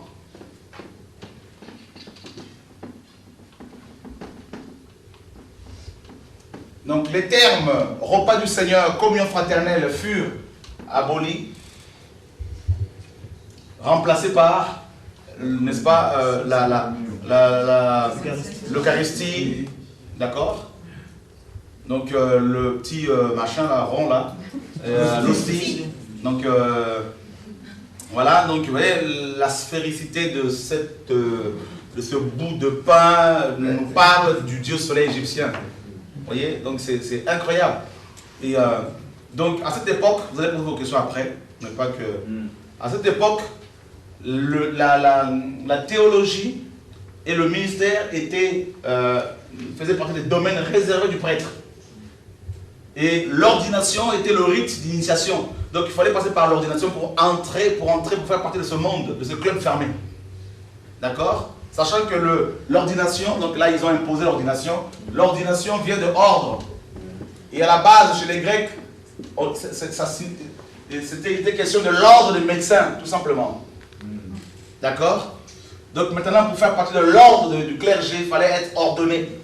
Et ils ont fait un mélange de l'ordination sous la loi de Moïse et l'ordination qui se faisait dans les temples gréco-romains. D'accord? Et il fallait également que le prêtre, ça c'est au conseil de Nicée là, il fallait que le prêtre porte un habit qui allait le différencier des autres membres de l'église. Donc en l'occurrence, une bonne toge, là, tout ça là. Et le pape commençait à être appelé le souverain pontife, n'est-ce pas? Alors c'est un terme qui est utilisé pour parler d'abord des empereurs romains. Ça c'est très important de savoir. C'est les empereurs romains, c'était les empereurs romains qu'on appelait souverain pontife. Et ensuite c'était des prêtres aussi, certains prêtres. Et donc là ils ont mis en place le dimanche comme étant le jour du Seigneur, ça vous le savez. Parce que Constantin adorait le dieu soleil, le dieu Mithra, d'accord? Le dimanche devait le jour du Seigneur. Et ils ont mis en place la Noël, hein, cette fête d'origine païenne, n'est-ce pas? Donc qui fêtait la naissance de Mithra également. Ils ont mis en place plusieurs choses qui n'ont rien avec la parole de Dieu, d'accord? Et au concile de Thessalonique en 380, 390. Le dernier empereur romain de l'Empire romain réuni, c'était Théodose Ier. Théodose Ier va décréter quelque chose de terrible à ce concile de Thessalonique. Il va décider que le christianisme était désormais la religion de l'État. Et que tout sujet romain devait être catholique.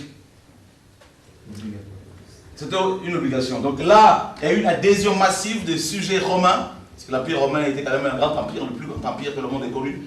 Donc la plupart des sujets romains étaient devenus catholiques. Vous voyez, donc l'église catholique était bien implantée, et voilà. Et donc, mais ils ont gardé pour pouvoir maintenir ces sujets romains dans la religion nouvelle, il fallait également adopter leur divinité. Donc ils ont changé le nom de leur divinité, parce que chez les Grecs il y en avait plein, chez les Romains également, ils ont changé leur nom en de saints. Saint Thomas, Saint Pierre, Sainte Thérèse, tout ça là. Voilà, et Diane devient, la Diane d'Éphésiens 19 devient la Marie, mère de Dieu, au concile d'Éphèse en 431. Vous voyez? Donc le christianisme a absorbé toutes ces pratiques d'origine païenne. Vous voyez? C'est incroyable comment le christianisme est devenu malade. Donc ils ont mis en place des prêtres. Et au 4e siècle toujours, donc on a commencé à parler de curé. Pourquoi curé? Parce qu'il disait qu'à l'époque, le curé est celui qui doit curer les âmes, n'est-ce pas? Donc c'est un psychologue qui doit traiter les problèmes de l'âme. Donc curé, cure d'âme. Vous voyez? Et c'est incroyable, frère. C'est à cette époque également que le nom Bible a été adopté. Biblia, ça vient d'une ville, n'est-ce pas? D'une ville syrienne du nom de Byblos.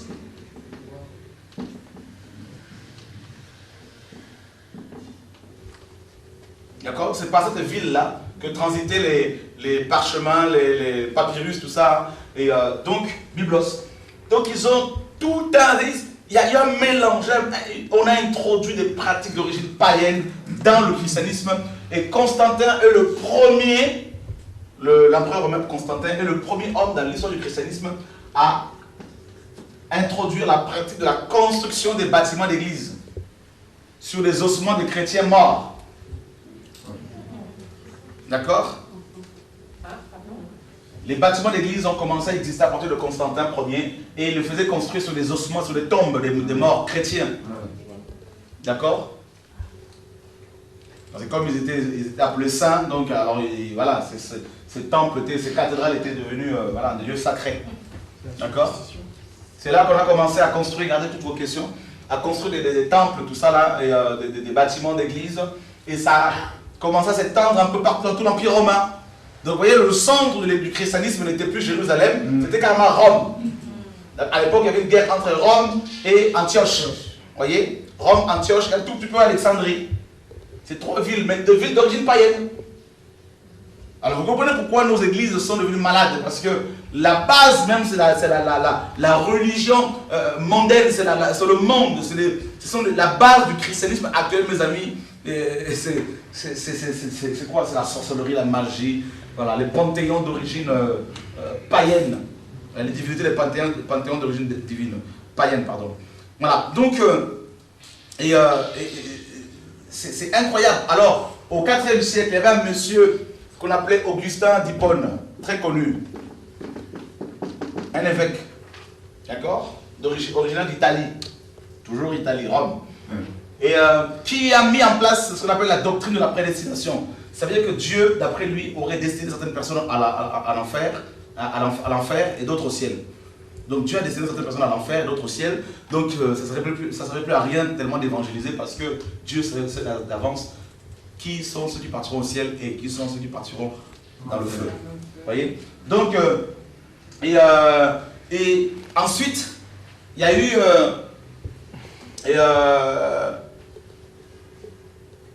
un homme du nom de Jérôme. Jérôme était un catholique, bien sûr.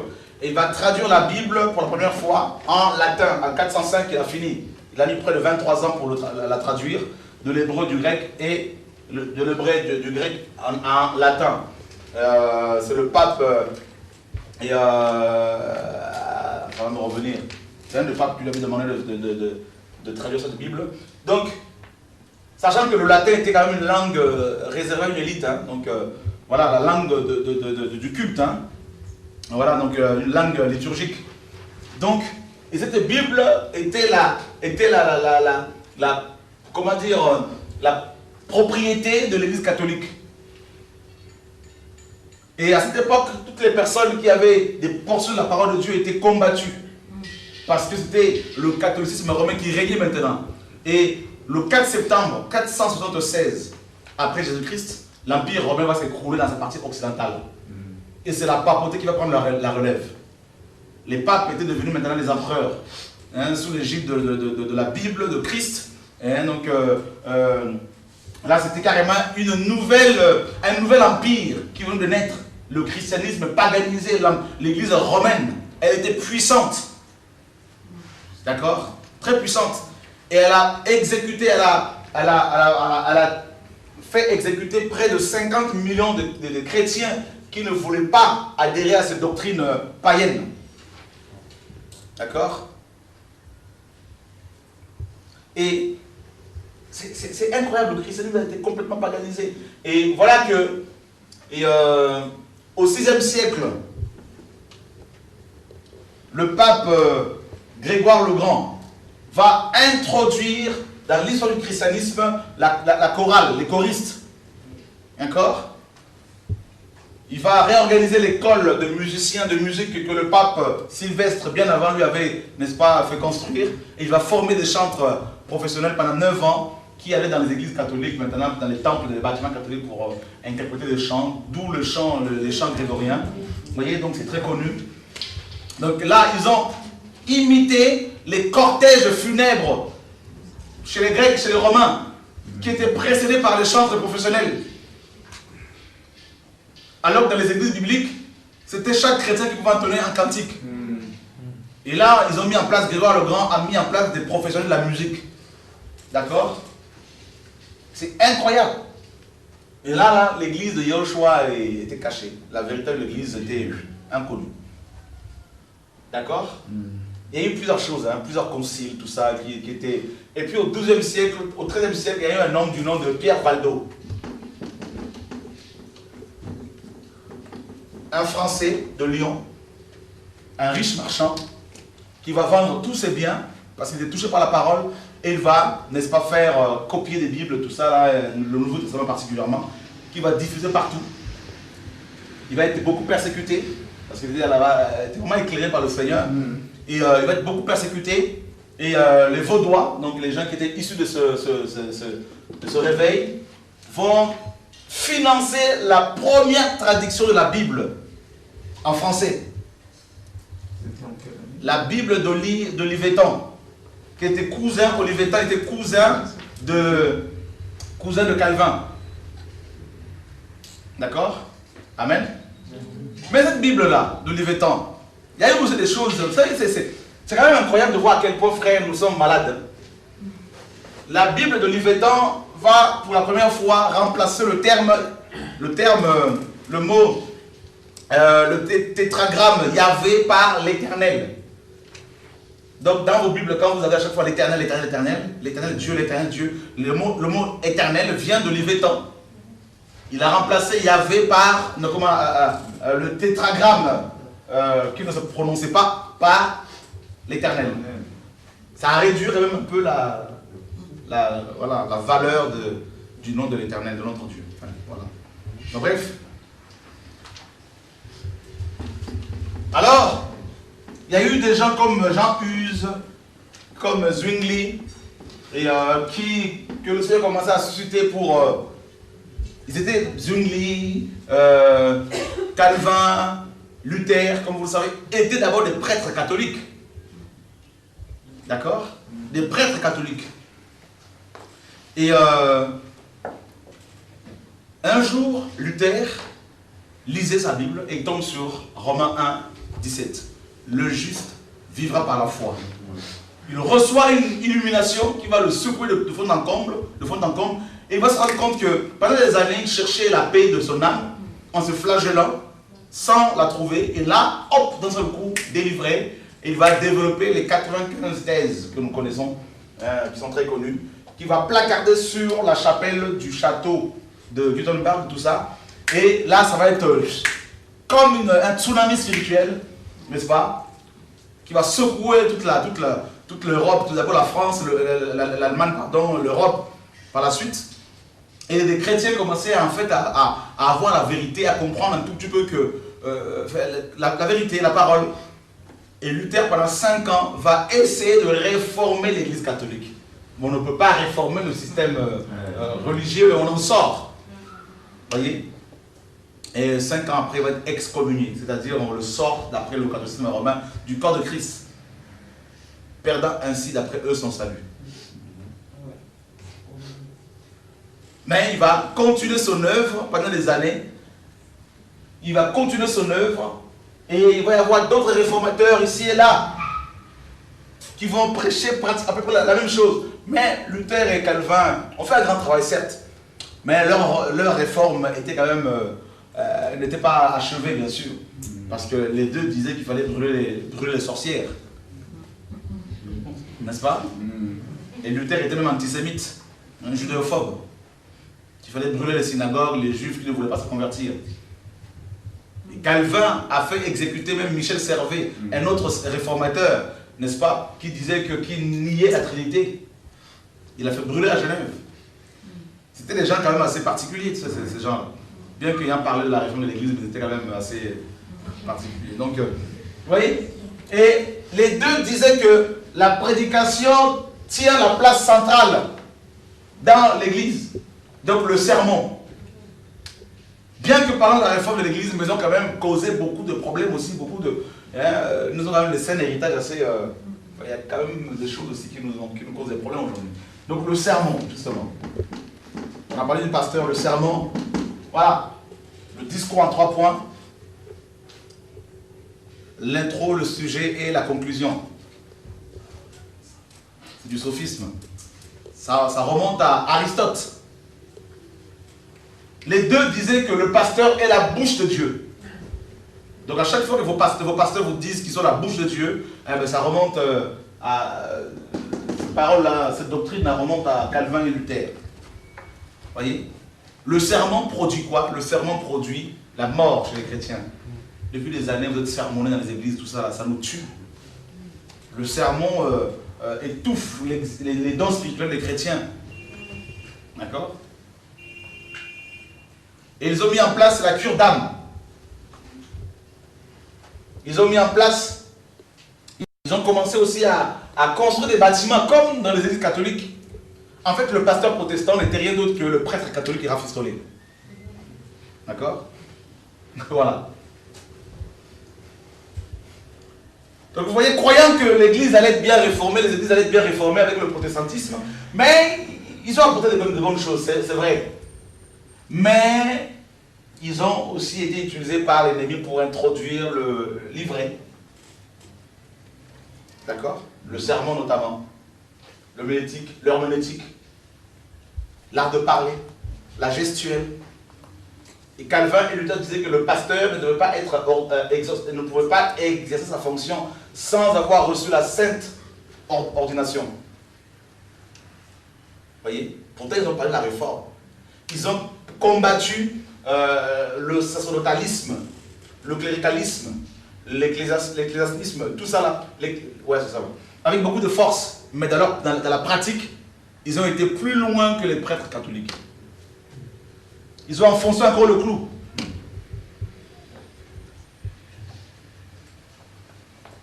Y a-t-il des protestants ce soir là? Alléluia.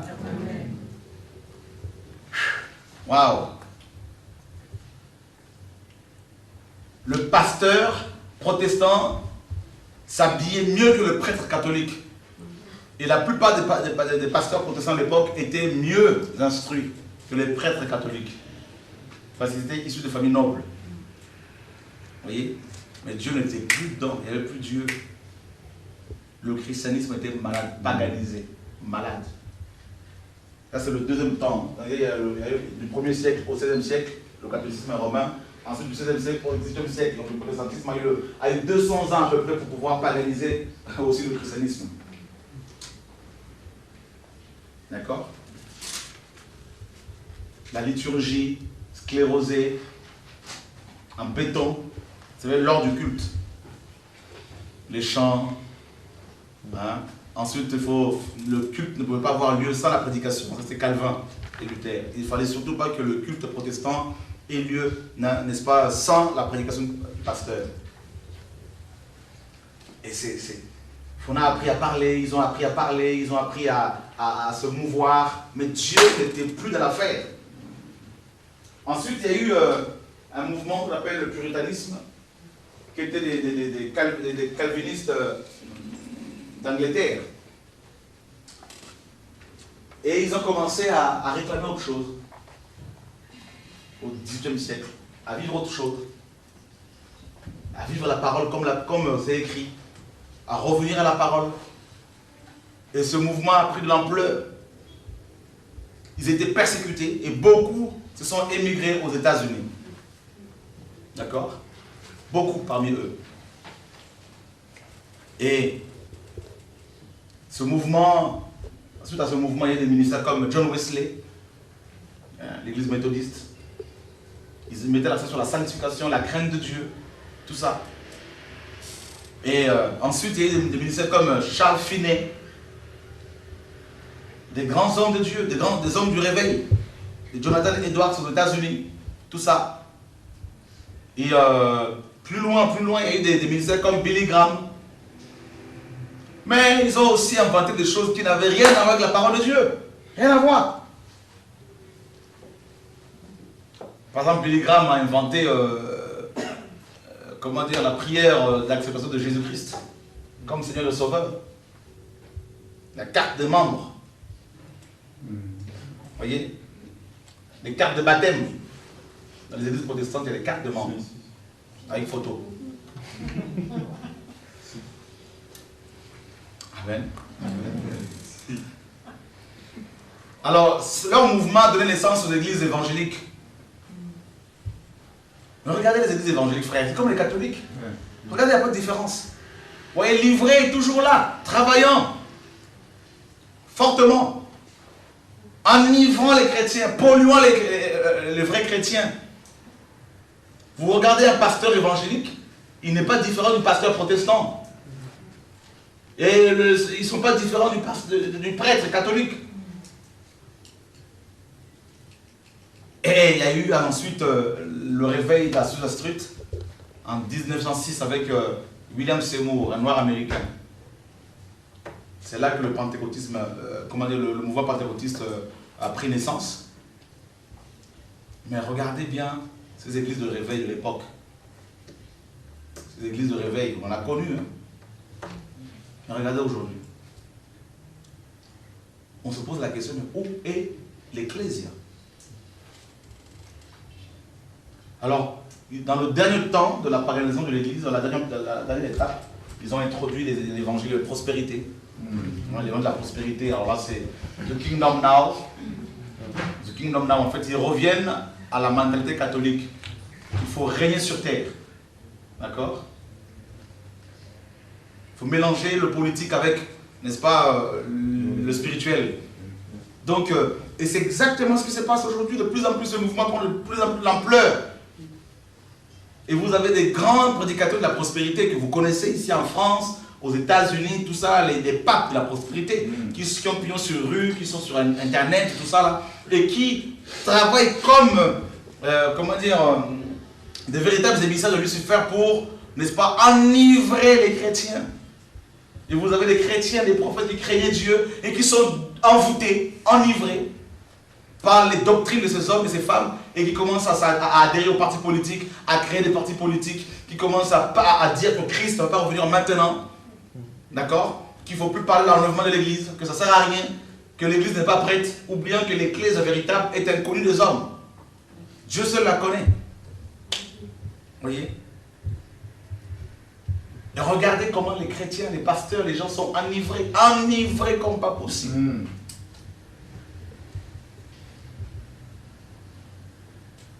Alors,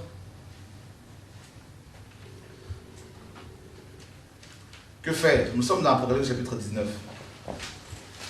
17, pardon.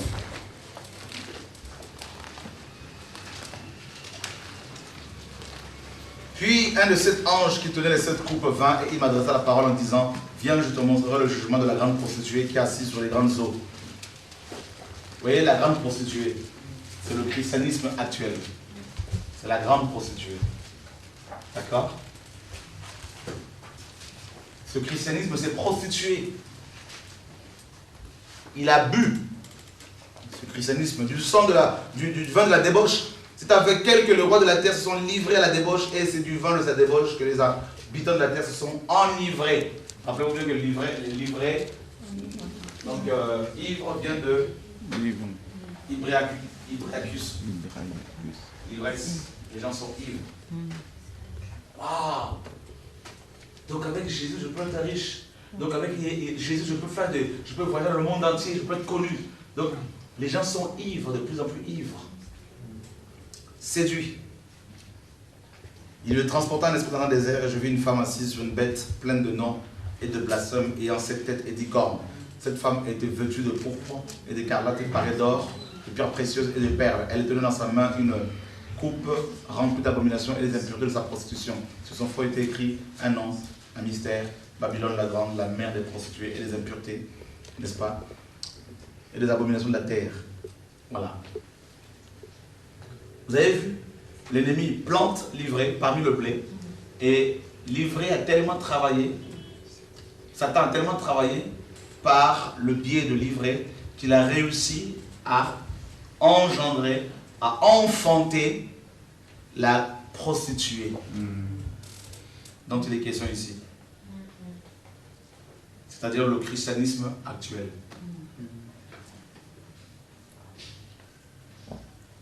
D'accord? Enivré. Vous ne pouvez pas détacher beaucoup de chrétiens de la terre.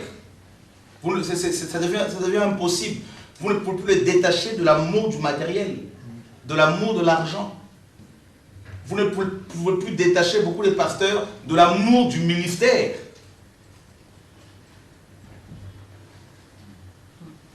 Vous voyez? Alors le péché, n'en parlons pas. La compromission, n'en parlons pas. L'amour de l'argent, l'amour du matériel, le sexe, toutes ces choses. Voilà, c'est là, sous nos yeux. Il y a des grandes écoles théologiques qui sont, n'est-ce pas, construites ici et là. Des universités bibliques, tout ça, la chrétienne, qui sont, où les gens sont formés, que ce soit aux États-Unis, au Canada, partout. Oui, c'est, waouh, nous avons plusieurs traductions de la Bible, comme je vous l'ai dit cette semaine.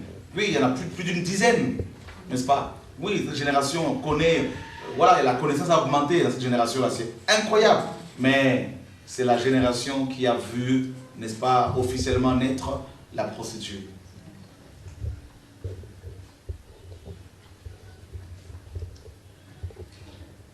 Vous voyez, on a remis en place l'ordination. La plupart des pasteurs des églises indépendantes se font ordonner avec soutane, avec de l'huile. On a remis en place les anniversaires, les fêtes des anniversaires d'églises, des pasteurs. Ils ont mis en place la construction des bâtiments, des grands temples. Vous voyez? C'est incroyable. Alors que quand l'église est née, il n'y avait pas de temple, il n'y avait pas de prêtre ordonné, il n'y avait pas de sacrifice d'animaux, tout ça. Là. Ils ont tout remis en place, pratiquement. Tout. C'est pour cela qu'il y a cette zizanie-là. Ivré. L'ivré vient du grec, vient de zizanion, hein, du grec zizanion, qui donne en français la zizanie. Voilà la zizanie. On y est. Amen. C'est pourquoi on dit souvent qu'il faut marcher avec l'évolution du monde. Voilà. Ils se sont adaptés. Voilà, conformés. Un pasteur théologien, par exemple, et un pasteur du réveil, qui pratique encore ces choses, en sachant que, en croyant qu'il fait bien, il fait les choses pour Dieu. Vous croyez qu'il est sauvé ou... S'il est sincère dans son cœur, s'il craint Dieu, oui. Mais s'il craint réellement le Seigneur va l'éclairer. Voilà. Vous voyez, vous et moi, nous sommes nés dans ce système, ça vous le savez ça. On est nés dedans. C'est que la grâce, le Seigneur nous éclaire au fur et à mesure. C'est la grâce. Oui.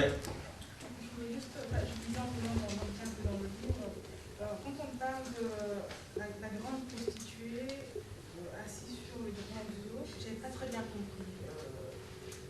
Voilà, c'est peut-être revenir sur la D'accord. Et, Les grandes eaux, verset 17, nous parlent de Dieu donne une signification, en fait, des peuples. Ce sont des peuples. Donc, vous voyez, pourquoi des peuples? Toutes les nations. Hein. Donc, parce que la religion vient d'un verbe qui signifie relier. La religion est celui qui relie les gens. D'accord? Et il y a un autre verbe qui parle de la répétition. Donc, la religion est un ensemble de systèmes, de traditions, de coutumes, de mythes, tout ça, des mystères, une accumulation de toutes ces choses au fil du temps. Donc, c'est pour cela que cette femme est assise sur les grandes zones, donc c'est des peuples, des nations. Elle a réussi à tous les relier, hein, les uns les autres. Et a donné naissance à ce grand système, justement, impie, qui envoûte les gens. Justement, par rapport à ça, l'ivresse signifie justement la division, le trouble, et en même temps, apparemment, ce que je veux dire, c'est aussi un système qui tend à... Qui fédère. Voilà. Oui, tout à fait. En fait, c'est le principe de l'œcuménisme. Mettons de côté les choses qui nous divisent, disent-ils, et unissons-nous sur mettons-nous d'accord sur l'essentiel. Donc c'est ces deux aspects. Voilà. Ils sont pas... Voilà, en fait, Daniel nous dit que le fer, il y a un mélange, hein, donc, du fer et de l'argile. D'accord? Alors que les deux ne peuvent pas véritablement se mélanger. Donc c'est l'hypocrisie. Ils ne s'aiment pas. Mais comme ils ont les mêmes intérêts, donc alors allons ensemble, marchons ensemble. Je veux dire qu'à la réforme, il y a eu un fait historique important aussi, c'est l'invention de l'imprimerie. Par Gutenberg qui a pu répandre des paroles partout, quoi. Bien sûr. Énormément. Ça a été vraiment... Le protestantisme a rendu la Bible au peuple. Voilà, c'est ça. D'accord? Mais par contre, il a exclu le peuple du sacerdoce. Comme le catholicisme romain. On rend la Bible aux gens, c'est bien. Oui. Mais il faut laisser ce peuple maintenant s'exprimer. Mais on dit non, non, non, vous avez la Bible, mais taisez-vous, parce que c'est le pasteur qui est la bouche de Dieu. C'est grâce à l'imprimerie qu'on l'a, nous. Tout à fait. Le Seigneur s'est servi de gens comme... oui, effectivement. Voilà. Moi, c'était pour la grande prostituée, toujours... moi, j'avais compris dans ma lecture, en fait, que la grande prostituée, c'était les catholiques, parce qu'elle avait enfanté, en fait. Et je pensais que c'était, comme tu dis, le premier vase, et après, il y a eu les autres vases. Là, tu dis que c'est le christianisme, carrément, ça. Bien sûr. Bien sûr. La grande prostituée représente aussi bien le catholicisme romain que le protestantisme. En fait, la prostitution, c'est quoi? C'est l'idolâtrie. Tu vois, non? Donc, c'est l'ensemble de ce système, c'est la religion mondiale. Donc, elle peut représenter le catholicisme romain, mais elle représente aussi la religion mondiale, voilà, dirigée par le faux prophète. Donc, mais c'est sûr que le christianisme actuel, hein, donc ce qu'on enseigne ici et là, ce qu'on voit ici et là, c'est pas ça, ça n'a rien à voir avec la parole de Dieu. On n'a pas vu un seul apôtre faire une campagne d'évangélisation disant aux gens venez recevoir la guérison, avec des photographies, tout ça, ça n'a pas, c'est pas biblique, tout ça. Ils ne se mettaient pas en avant. On inclut aussi les musulmans alors, dans la prostituée. Dans la grande prostituée, oui, c'est par rapport à l'écuménisme généralisé, oui, ça c'est clair. Voilà. Donc c'est tous les systèmes religieux, d'une certaine manière. Voilà, à la base. Parce qu'on nous dit que cette grande prostituée, on l'appelle Babylone. D'accord? Babylone, la mer, en grec, méter, donc source. Or, quand on va dans Genèse 11, c'est là qu'on voit la Babylone, Babel. Et c'est là que sont nées toutes les langues. D'accord? Donc voilà, c'est la mère de toutes ces prostitutions. Il faut vraiment veiller en tant que semence de Dieu, pour ceux et celles qui le sont. Hein. Parce qu'on se connaît au jour d'aujourd'hui, là, on ne sait plus tellement qui est qui. Mais il faut dire les choses. Hein. Ah oui, là c'est. Moi, j'accorde plus le crédit comme ça. Là. Mon crédit, là, il faut vraiment du temps. Parce que nous sommes dans une époque terrible. Hein. Ah oui. Il faut vraiment veiller. Comme vous le savez, hein, tout le monde, hein, les temps sont difficiles, frère. Ouais. Est-ce qu'aujourd'hui, est-ce qu'on peut ordonner un pasteur avec de l'huile? Non, ça c'est la religion. Et la robe. C'est la religion. Tout ça là, c'est la religion. Mais ça veut dire que les acclamations, là, comme il y a dans les églises, dans les assemblées, c'est-à-dire que ça aussi on doit arrêter. Enfin, je veux dire, acclamer, mais pas acclamer Dieu, tout le temps oui. pour... Mais pas forcément quand on prêche l'acclamer comme ça, là. Bon. Ah, oui. Mais s'il y a une parole, quand on prêche, s'il y a une parole qui vous touche à cœur. Donc vous bénissez simplement le Seigneur. Ouais. L'autre question est partie, une question sur le sacerdoce catholique, parce que j'ai mon oncle qui est prêtre, donc il est prêtre catholique, il pratique. J'aurais voulu qu'il soit là, je me dis, est-ce qu'il a connaissance de tout ça ou pas? En étant donc prêtre, est-ce qu'il est conscient que finalement ce en quoi il a adhéré, c'est des hommes qui l'ont instauré? Il faut savoir que la plupart le savent. La plupart le savent. Ils ont des femmes, ils sont homosexuels et ils savent. C'est vrai.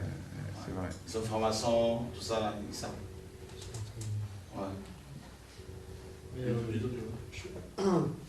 C'est bien de taper sur les catholiques, mais je tape autant sur les évangéliques et les antiques, parce que le problème, c'est que à vouloir dénoncer les catholiques, on oublie que nous-mêmes, on est dans le même pétrin. Donc, la réforme, on doit aller jusqu'au bout. C'est jusqu'à la fin, quoi. Et c'est très intéressant, c'est que quand on visite, en fait, la particularité de ces religions, c'est qu'elles se visitent comme des musées. Et, tu vas à la basilique Saint-Pierre, l'autel, c'est un temple grec à l'intérieur. Mais tu visites par exemple le mémorial de Moody. Tu parlais de Billy Graham, il a été en fait fortement influencé par Moody pour ceux qui levaient la main pour accepter le salut. Tu visites son église à Chicago, elle est vide, c'est un musée. Il a été l'innovateur des fameuses écoles du dimanche où il prenait les gamins dans la rue et puis les formait. Et puis on voit des photos dans ce musée où ils étaient, c'était les enfants avant l'école du dimanche et après. Donc avant ils étaient voyous, après ils étaient religieux. Mais finalement, tous ces gens-là ont dénoncé avec véhémence les catholiques, mais eux-mêmes étaient... Finalement, à chaque fois, l'histoire se répète, comme Luther, qui a été à l'origine de la réforme et qui était profondément antisémite. Et bon, il n'était pas réputé pour avoir un amour extraordinaire, quoi. Donc, moi, je crois que nous aussi, on doit vraiment prendre garde, parce que les applaudissements, par exemple, quand on prêche, c'est quelque chose qui me gêne terriblement, parce qu'on a beau dire qu'on acclame le Seigneur, mais on sait que c'est pas vrai.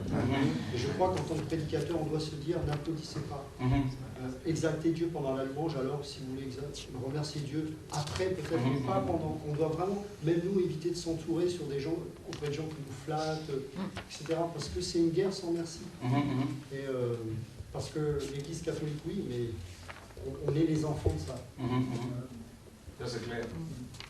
Et je reviens sur ce qu'il dit, pour quelqu'un qui n'a pas été dans les églises, que ce soit catholique, qui n'a pas, peut-être, mais que j'ai jamais suivi, en fait, je pense qu'il y a plus de séduction dans les églises évangéliques, parce qu'il y a la musique, que dans les églises catholiques, c'est froid, le monde se sauve, quoi. Moi, je serais... bon, j'avais mon frère qui était dans la parole, mais j'aurais pu aller dans des églises évangéliques, des ADD, et puis me faire séduire, tout pareil. C'est plus subtil, je trouve. En fait, c'est parce que tu n'étais pas catholique à la base. Baptisé, mais après, j'ai rien fait du tout. Okay. J'ai pas pratiqué. Donc, c'est vrai que je suis plus séduit du côté de la gaieté. Ok. Ça dépend, il y a des gens qui sont séduits plus par les baptismes, mais ça dépend des personnes. Voilà. Moi, je suis tout à fait d'accord avec ce que vient de dire le frère David. Parce que même, ça, c'est quelque chose que j'ai remarqué, même par rapport, comme j'ai parlé avant, par rapport aux applaudissements, je trouve que c'est n'importe quoi. Enfin, c'est-à-dire que pour acclamer Dieu, il n'y a pas de souci. Mais des fois, on acclame vraiment pour tout et n'importe quoi. Et je voulais dire aussi, mais je sais pas, ça c'est ma pensée, hein, mais je me dis, si Dieu est en train de nous sortir, enfin en train de nous illuminer, ça veut dire que, enfin moi je comprends que les prédicateurs, même parmi ceux qui prêchent le message, j'ai remarqué que, c'est-à-dire que quand ils prêchent, on a l'impression qu'ils ont toujours, c'est-à-dire ils ont toujours besoin de dire, c'est-à-dire ils ont toujours besoin de dire Amen et que le peuple réponde Amen, ou alors on a l'impression que s'ils disent pas ça et que le peuple ne répète pas, ou s'ils disent que le peuple ne répète pas, on a l'impression que le peuple n'est pas là. Alors que moi je me dis, mais si c'est Dieu qui lui a donné le message, qui dit tout ce que Dieu lui a dit, que le peuple dise Amen ou pas Amen, c'est pas son problème. Il dit ce que Dieu lui a dit de dire et puis basta. Ça dépend. Il faut un équilibre. Le Amen est très biblique et les gens répondaient par les Amen. Ça c'est très biblique. Et tu sais que pendant les enseignements, il y en a qui dorment. Il faut savoir ça aussi. Donc, les gens ne sont pas habitués aux enseignements. Tu es devant, tu vois comment les gens s'endorment. Hein. C'est terrible. Hein. Donc ça dépend. Voilà. Dans une assemblée, si on a un chant et qu'on veut chanter, et que le pasteur ou le berger disent non, et qu'il leur donne, comme on appelait tout à l'heure, la chorale, non, je vous demande de chanter, pas elle. Répétez comme ça 3, 4 fois. On fait quoi? C'est pas comme précis. Ça dit dans une assemblée, comme la parole le dit, si quelqu'un a un chant. Ok, voilà. Oui, quelqu'un a un cantique qui chante. Et quand on a un cantique, et quand on veut chanter, et le pasteur ou le berger, et puis qu'ils disent non, il désigne quelqu'un, il désigne des personnes qui sont vraiment, qui ont toujours l'habitude de chanter, que ce soit que ces personnes-là qui chantent. Et quand on insiste, lui, vraiment, il sort les yeux et dit, mais à vous de chanter, On fait quoi?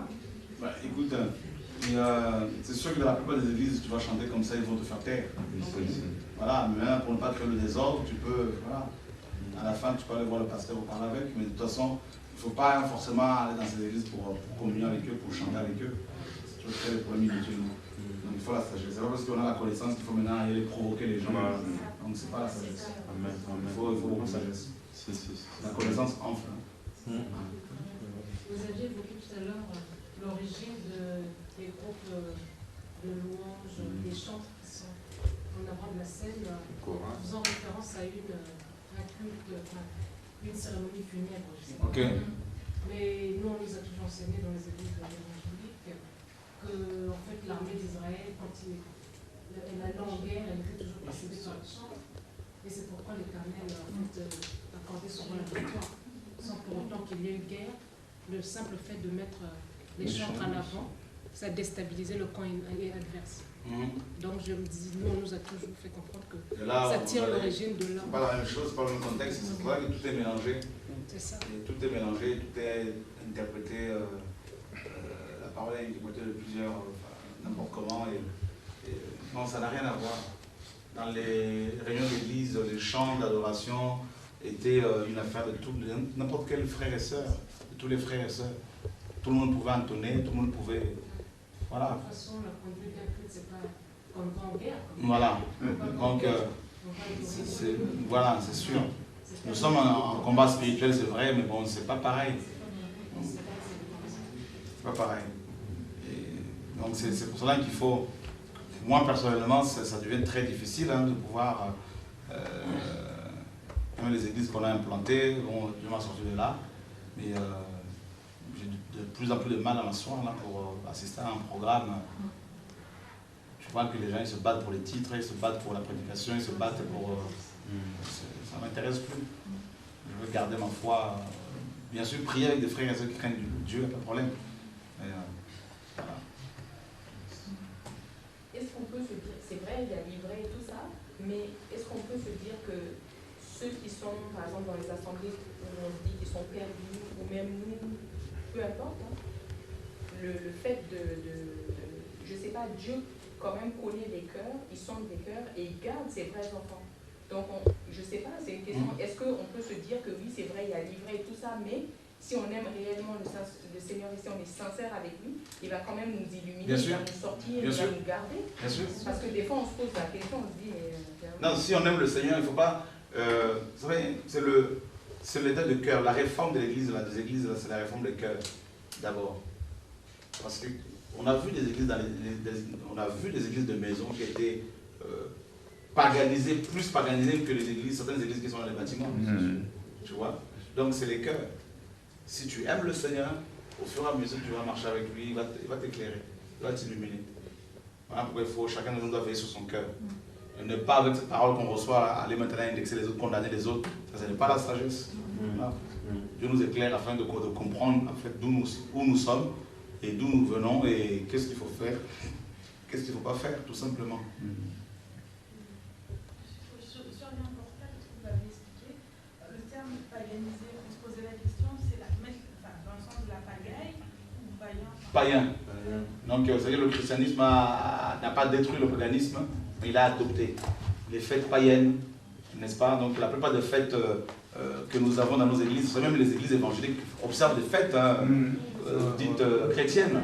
La Pentecôte, la Pâque, par exemple, c'est bon, Christ c'est notre Pâque, on ne peut plus le... Voilà, c'est la Noël, et ça va tellement loin cette paganisation jusqu'au point de changer le calendrier hébraïque par le calendrier grégorien, le pape Grégoire XIII. Ça va loin. Donc,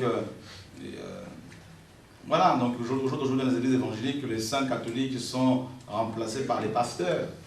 Voilà. Je me rends compte qu'à chaque fois, suivant les différents vases, le Seigneur en fait a délivré d'une certaine façon son peuple.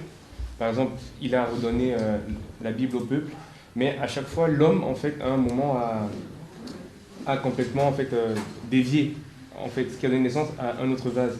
Et la question que je me pose en fait, c'est j'essaie en fait de comprendre, mais à chaque fois que le Seigneur a essayé de sortir en fait la vérité captive, comment ça se fait qu'à chaque fois il y a toujours une déviation?